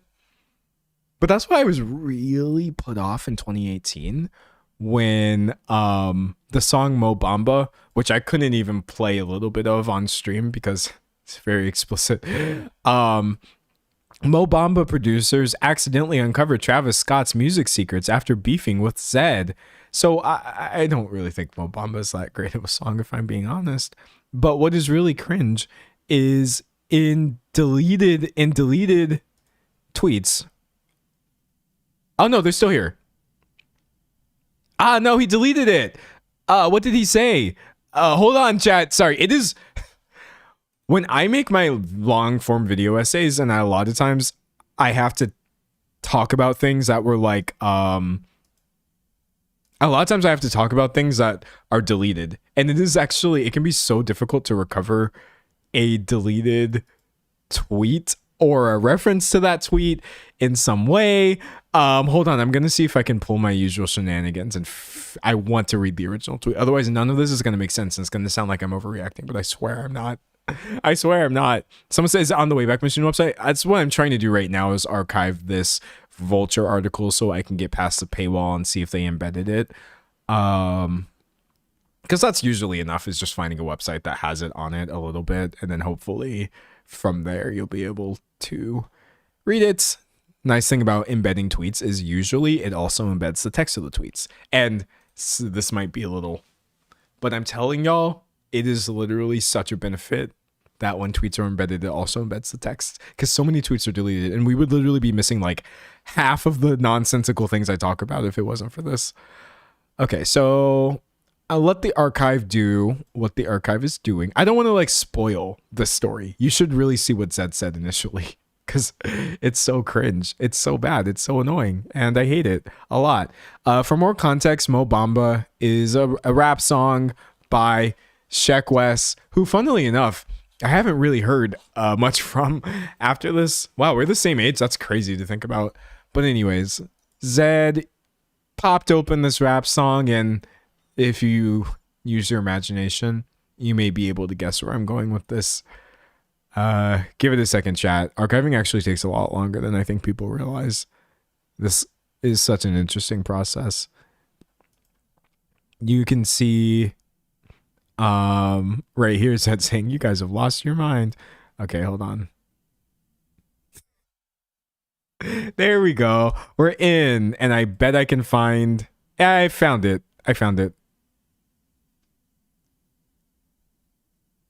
Let's see. Okay, great. Got there. Easy peasy. Someone said, D'Angelo, I need to go to sleep, but I can't stop watching. Well, don't worry. I'm only going to be here for 25 minutes, probably. Zed tweets on Monday, back in 2018. So this is a lot of Mondays ago. I just heard the song Mo Bamba for the first time, and I have so many questions. Somebody said it's the best song of the year, and Zed's rebuttal was, you guys have absolutely lost your mind. And then A-Track tried to get Zed to see the light by explaining the song's appeal and saying it's total innovation and unparalleled energy when experienced in the club. And Zed said, agree to disagree. I think this is probably not here anywhere. Yeah, nope. Pure genius song, total innovation. You have to see how it engages people in the club. And Zed's like, agree to disagree. Now, granted, I do think that A-Track was also being annoying about this, because he's like, objectively, you can't disagree. It's the most important song of the year. Perhaps I could take you to a club and show you why I'm saying this and what's innovative about it. I would really like that.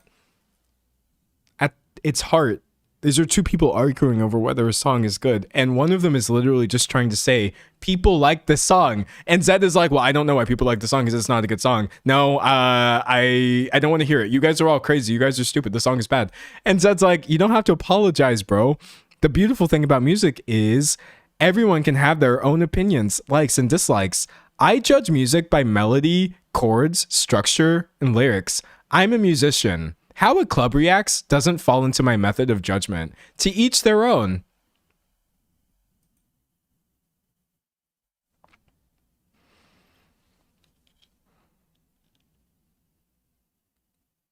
I was never able to take him seriously after this.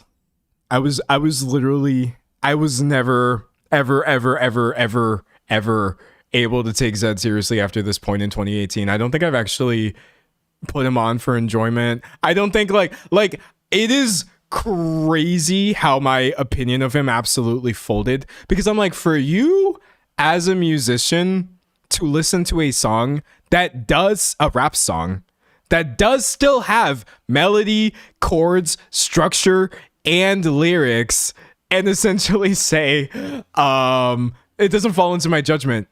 I'm not actually saying he has to like the song. That's not my point. Saying why would anybody ever like this rap song? I wouldn't, because I actually know how to name the different parts of a song, is so cringy on so many levels, and it might honestly sound like I'm overreacting, but that's fine. I'm just telling you right now, he's playing into an attitude that is really common in music among producers, where they look at rap music and they're like, oh, it's not as complex as like real music, or it's just people talking, or it doesn't even have chords. So many debates about, oh, this rap song doesn't even have chords. Could this even be considered music? It's so stupid, because I think the thing about it is, like, it's not just annoying, like, you're also incorrect. And if I go back to this Vulture article, it has my favorite reply. I think one of my favorite replies. I really hope it's here. Let's see. Take a day trip, the producers said. The first two chords are E major and F major, acting as the fifth and sixth chord in A harmonic minor. The third chord, B major, is not present in A harmonic minor, so it's borrowed from E harmonic minor. This interval of F to B is a tritone, which is common in classical music and to build tension. Love, the Mo Bamba producers. Zed has yet to respond. Zed never responded to this, by the way. I think that that's such a great response. I think that's the best possible response. Rap music is equally complex to any other genre. Just because you hear a song and it goes like boom, boom, boom, or something really that sounds really simple to you or whatever, that doesn't mean nothing's happening. That doesn't mean the people who made it don't know music theory. That doesn't mean it's not valid or somehow less valid than other art forms that use more traditional structures and stuff like this. This is actually why the song is really interesting, because the melody of it is actually not what you usually would hear in a rap track. I really like the harmony of it and this, that, the other. But yeah, what is so deeply disingenuous about music elitists who pretend like rap music is less complex than other forms is, like, you guys are all lying. You guys are all lying. You're all lying. You know, in your heart, objectively, you do understand that what you're hearing is music, and that's equally complex. It really is. Honestly, doing all the same things that any other song can do, because there's no base level of complexity or quality that a song has to reach. But God forbid, it just is. I'm just gonna say it. God forbid it's black people having fun over a simple beat. Now all of a sudden we got to go out of our way to make people feel stupid for enjoying it. Say you guys are all crazy. Say, well, because I know music theory, that's why I would never like a song like this.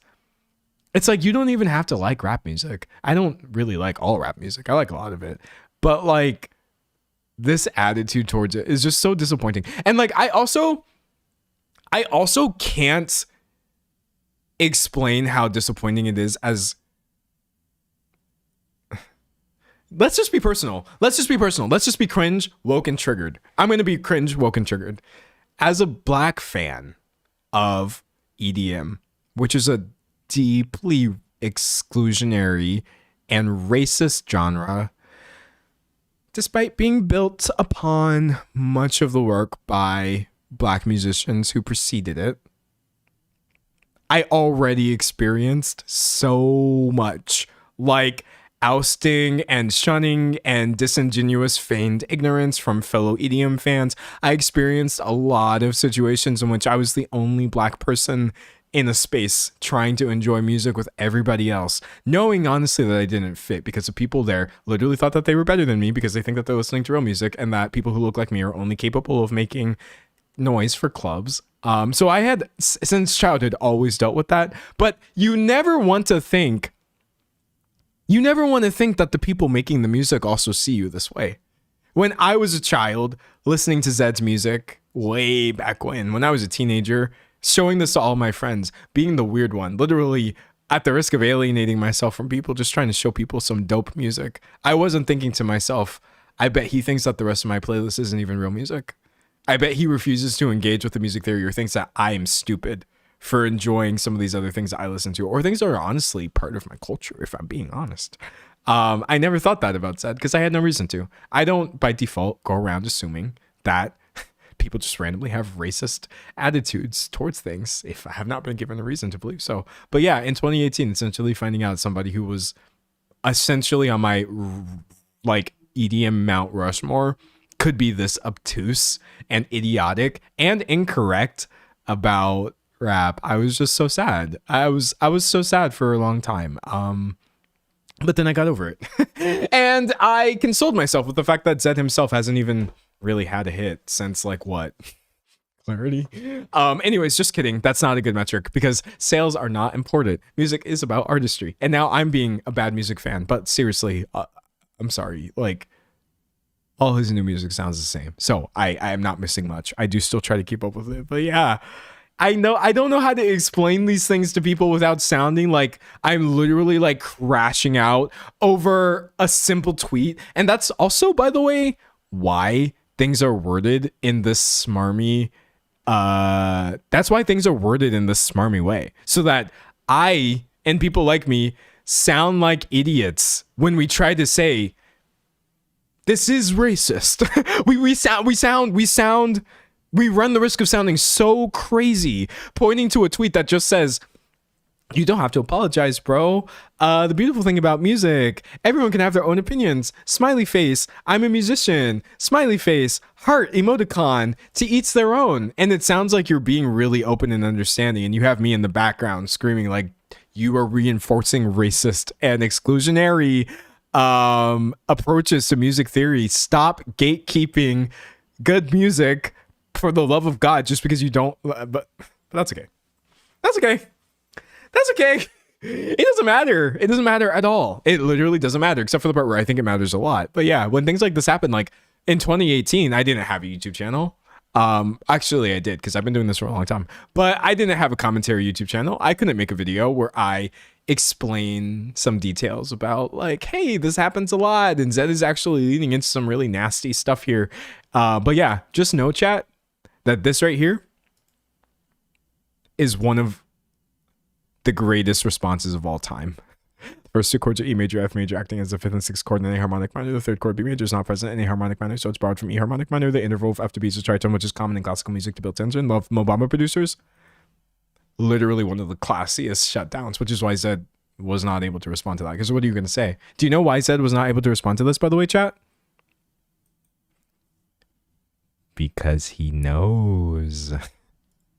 Because he knows all of this.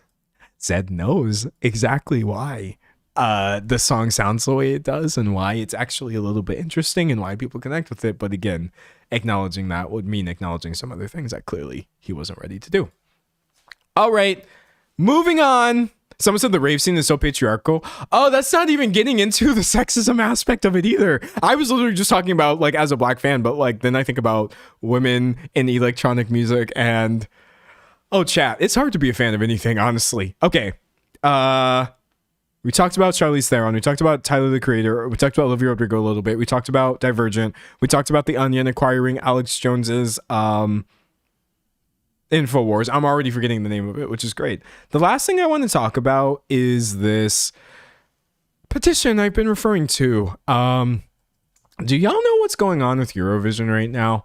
Now, here, chat, here's the thing. I haven't researched this to the point of me actually like making I haven't researched this to the point of me making a video. So if I get information wrong, please forgive me. But my current understanding essentially is that Eurovision Song Contest, which is a very popular, well, song contest, kind of in the name, right? They have really been alienating a lot of the people in this contest, a lot of the people who would otherwise be supporting it, because Eurovision was like, oh, you know what is a great idea for Eurovision Song Contest 2026?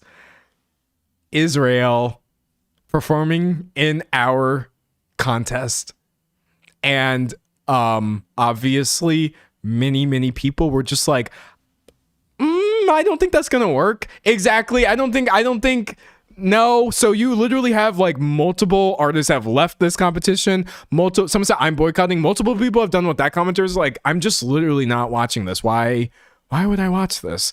And Eurovision seemingly has really dug their hands into the ground on someone said we are not political. Yeah, on some apolitical stuff. Someone said last year was so bad too.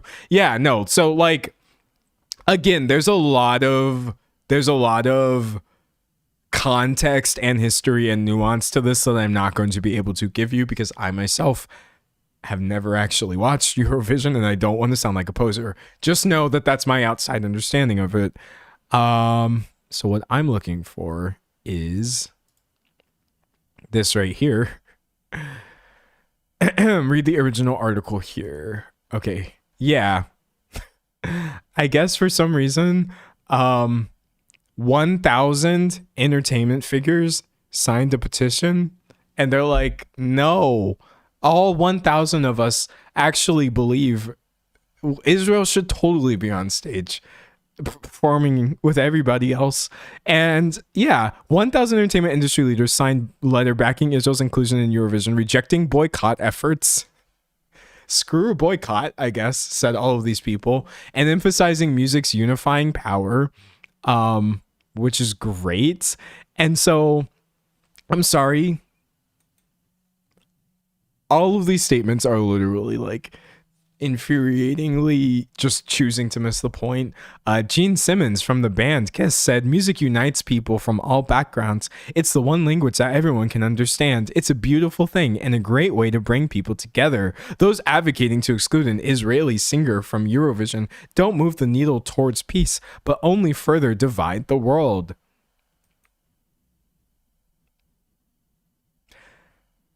Really?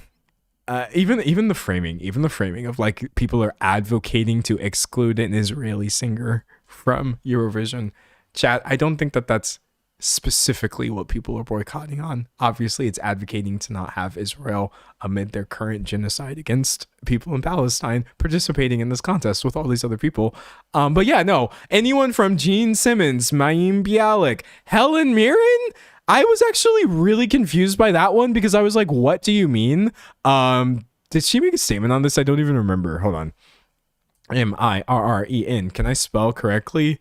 It says she signed it along with Amy Schumer, Mila Kunis, a bunch of other people as well. And I'm just like, if you yourself, Jennifer Goodwin, Deborah Messing, definitely names that I myself am familiar with for sure.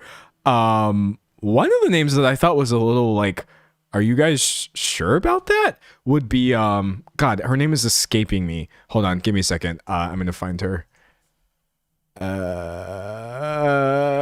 Wait, hold on, chat. I'm trying really hard right now. There's 1,000 people. Someone said, Amy Schumer, Fork Found in the Kitchen. Yeah, obviously.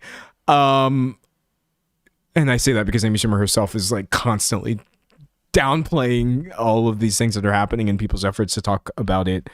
Let's see. Who was on here that I was literally just like, I didn't expect to see them.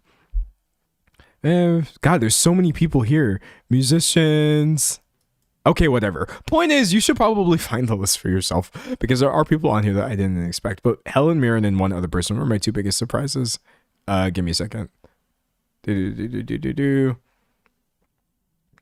My God, I should have just written her down. Hold on, chat. Hold on. Wait. I bet I can find them. I'm trying so hard. Someone said I could have predicted Deborah Messing is there. Yeah, unfortunately, I think for the vast majority of these people, they have already expressed their position on all of this, and so it's not surprising. Oh, I found her. Yeah. Oh wait, let me just make sure. I really don't want to accuse somebody of being on this list when they're not, because that's not right to do at all. Hold on. Final verification. Now she's here. Okay. Emmy Rossum? Chad, maybe I should literally just not, from Shameless, for those of you who don't know. Maybe I should just like not assume anything about anyone ever, because I was just like, what? Why did you sign this? I guess like the vast majority of people on there I was not surprised about. But then let me find Helen. Someone said be so for real. Dude, that was literally my exact reaction. I was like, what do you mean? But according to this right here, it does say she's on here. Now, unless that was some sort of yeah, she's here, chat. I really don't know why. I don't know why. Someone said I'm not surprised by any of these names. Okay, maybe like I was just a little slow on the uptake or something. But this for me This for me though. Helen Mirren. I didn't know she rolled like that. I thought the Helen Mirren I thought the Helen Mirren was dope. I think because I had been like brainwashed. I had been brainwashed by her performances. And I associated her performances with the human, but I guess if you go down to like political views over here, people were saying, dog, she's literally been on this for a really long time. She's been on this for a while, I guess. Oh yeah, opposing a cultural boycott in 2023.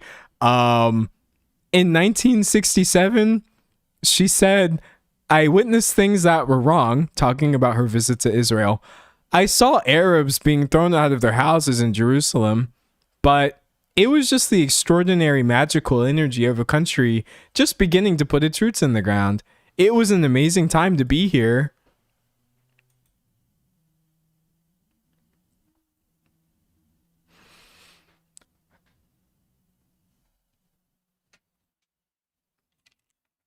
I gotta drink some water.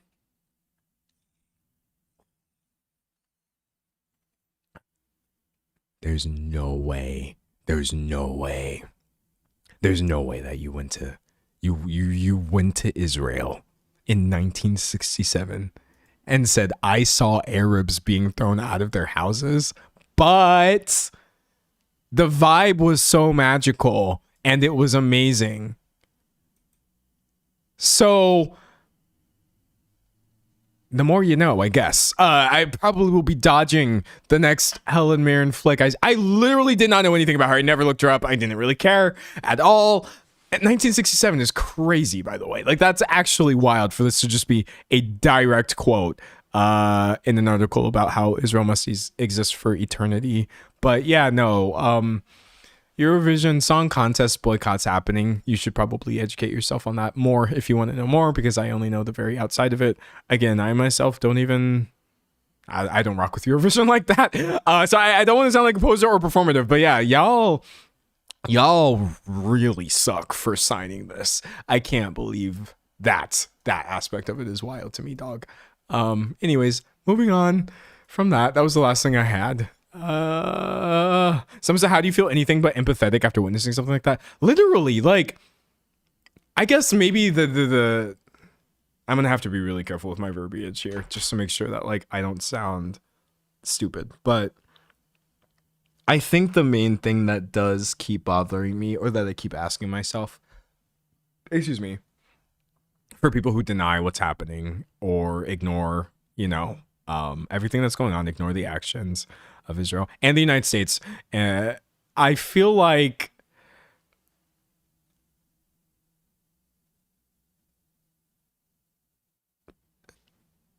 this is not a unique take. This is not a unique take. This is literally an ice cold take. I'm just telling you, it's still really rough for me to deal with.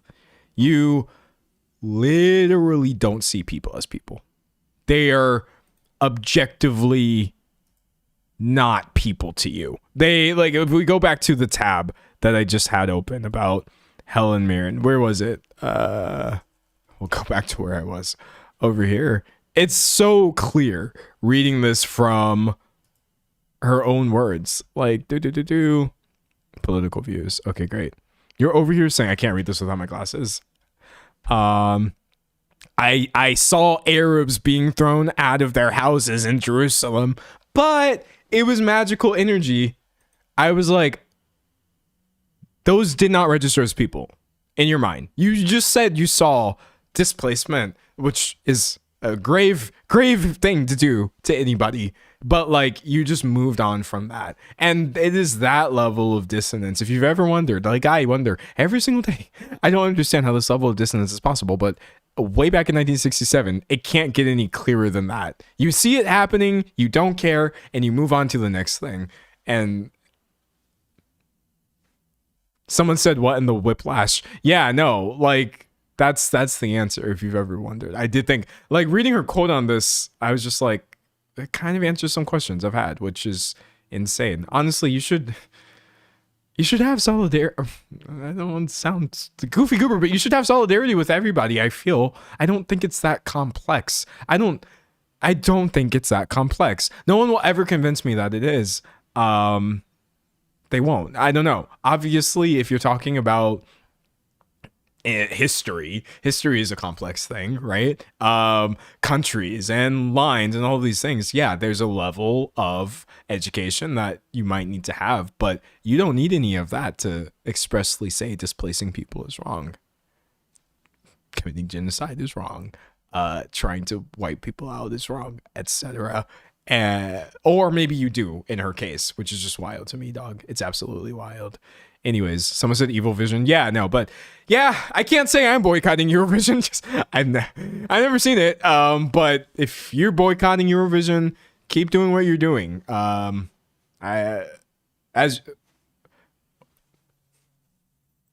Lord Almighty.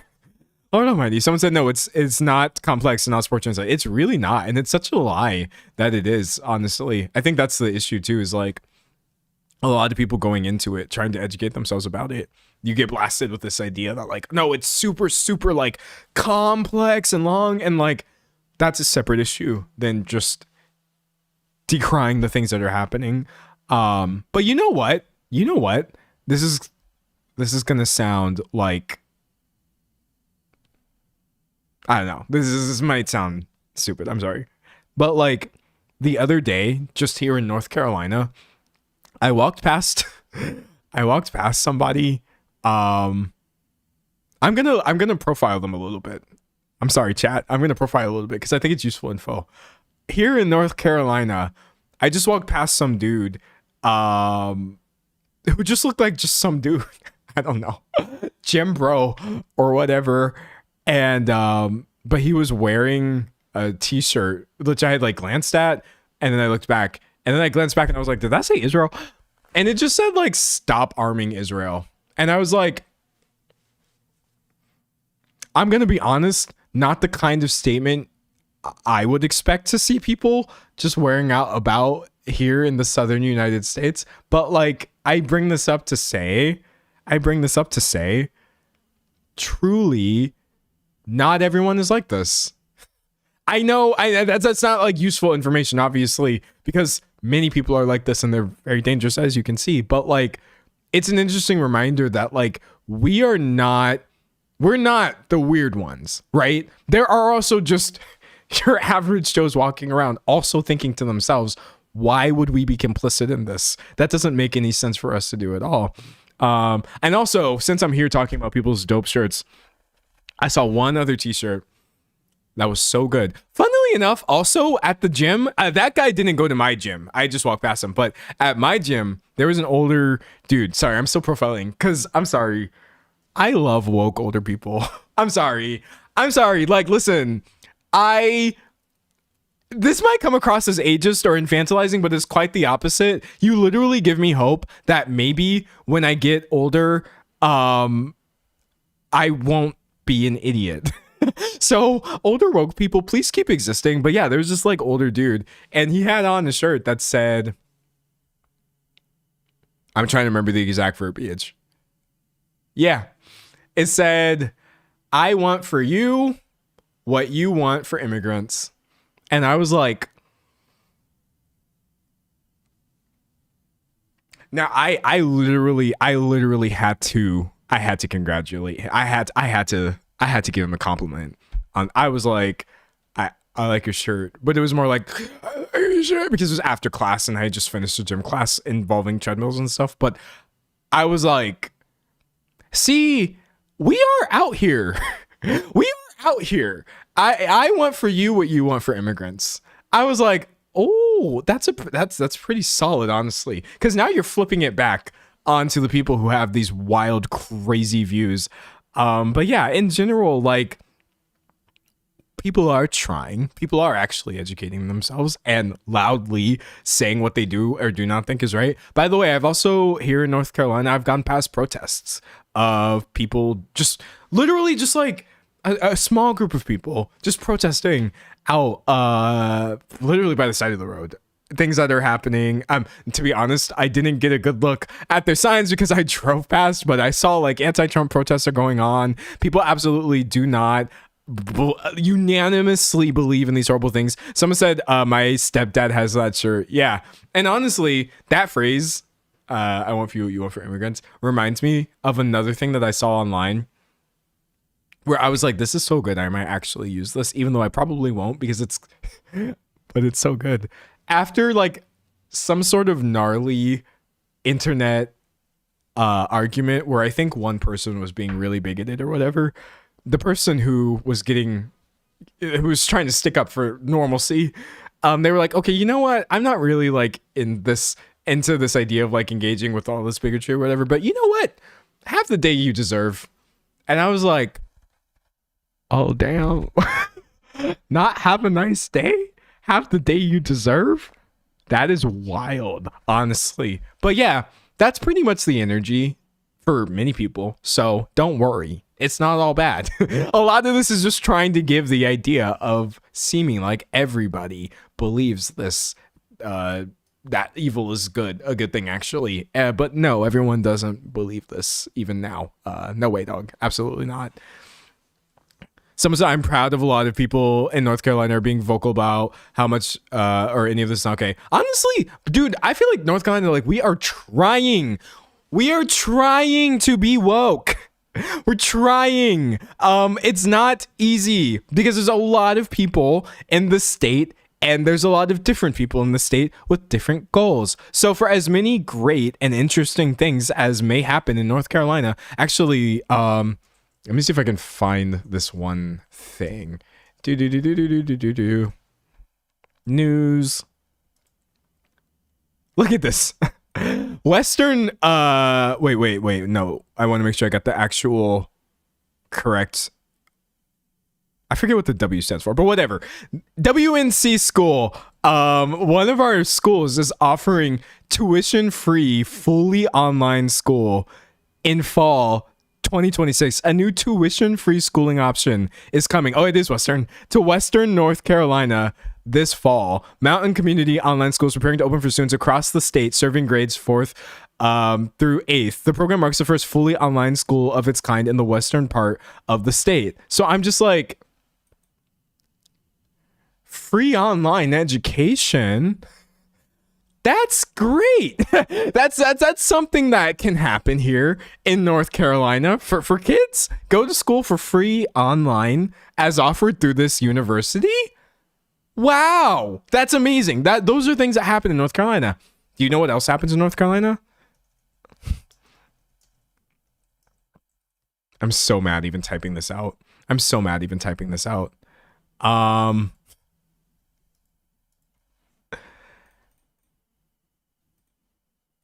North Carolina governor candidate Mark Robinson declares himself Black Nazi on a porn site.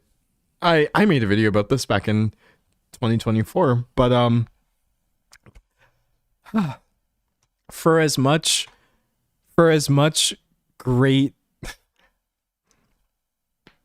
for every great thing that we do here in North Carolina, right around the corner,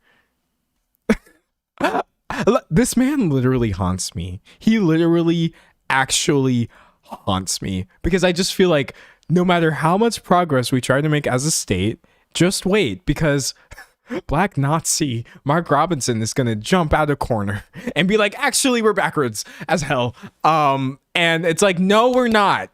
So yeah. Because both things are true. Whereas this is a very North Carolina headline, and I think it's really great, and many people would agree with this. This, unfortunately, is also a very North Carolina headline. It's so painful. So yeah, that's the highs and lows of high school football, as it were. You know, it is what it is. Someone said, thank God we didn't put him in office. I'm so glad we didn't put him in office. Someone said, why did you move here from Texas? Do you like it better? I didn't move here for political reasons. I'll say that. Do I like it better than Texas? It's not as bad, but not as bad as Texas doesn't mean much. So that's what I'll say about NC. But do I like it better than Texas? I don't know. like Texas is many things at the same time. Texas is a geographical region. Texas is a collection of people. Texas is a set of policies. Texas is an attitude. The same thing goes to every state, right? Every place that you live. Texas is its worst people, and Texas is its greatest people. Texas is like black people, and Texas is white people. Texas is, you know, a lot of Latinos. Just Texas is everybody. Texas is so many things. So I couldn't ever say that I love one place more or less. If I could take all my favorite parts of Texas, no, I would never love anything more than that. That's where I'm from. That's honestly like kind of who I am. I can't change it. I was there for 20 years.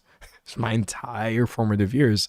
But like Texas is also terrible. It's a horrible place. It's actually probably one of the worst states, if I'm being honest. Someone said, please link that video from 2024. I don't remember what I called it. Searching D'Angelo Black Nazis may be the worst thing I've literally ever typed into a search history. Wait, hold on. No, there's surely a better way of searching for this. Okay, never mind. I'm not going to be able to find it. But just take my word for it. It's on my channel somewhere. it's somewhere there. I don't remember what I called the video. It was like about a couple years ago. Someone said, North Texas is not the rest of Texas. No part of Texas is the rest of Texas. San Antonio is a unique place. Someone said, I love Austin, but there's so much work that has to get done. Austin is a unique place. Dallas is a unique place. Houston is a unique place. El Paso, you know, all these places that I've been to. Bernie is a unique place, but like shirts, you know what I mean? But like Corpus Christi is an interesting place for sure. I don't know. Like Texas is just such an interesting place, and that's all I can really say. That's it. Someone said, which channel joke? It's on this channel, chat. It's on this channel. It really is. Someone said Texas is all the friends we made along the way. Very that. Texas is a state of mind that can either be to your detriment or to your benefit, and it really depends on what you take from it. But I'm kind of glad not to live there anymore. Anyways, that's it, chat. That's all I've got. Thank you so much for coming to my TED Talk. I think this was a great stream. I'm really happy with it. And I don't know. Yeah, I look forward to the next one. Sometimes I remember the Alamo. Shout out the Alamo. But yeah, I'm going to say bye for now. I'm going to come back later. I mean, you know how it is. I literally have no plans of stopping. I have none. Nothing is currently on my radar where I'm just like, yeah, I want to stop streaming and doing what I'm doing. I think that we're making good videos. I think we have such a good vibe here. Topics are coming, you know, sometimes we have serious topics and sometimes my topics are goofy, and I prefer that balance in my life. But yeah, I can't believe that we're literally on month like 4. What is it? April 21st. We're going to be done with the first 4 months of the year, and everything has been going really well. But anyways,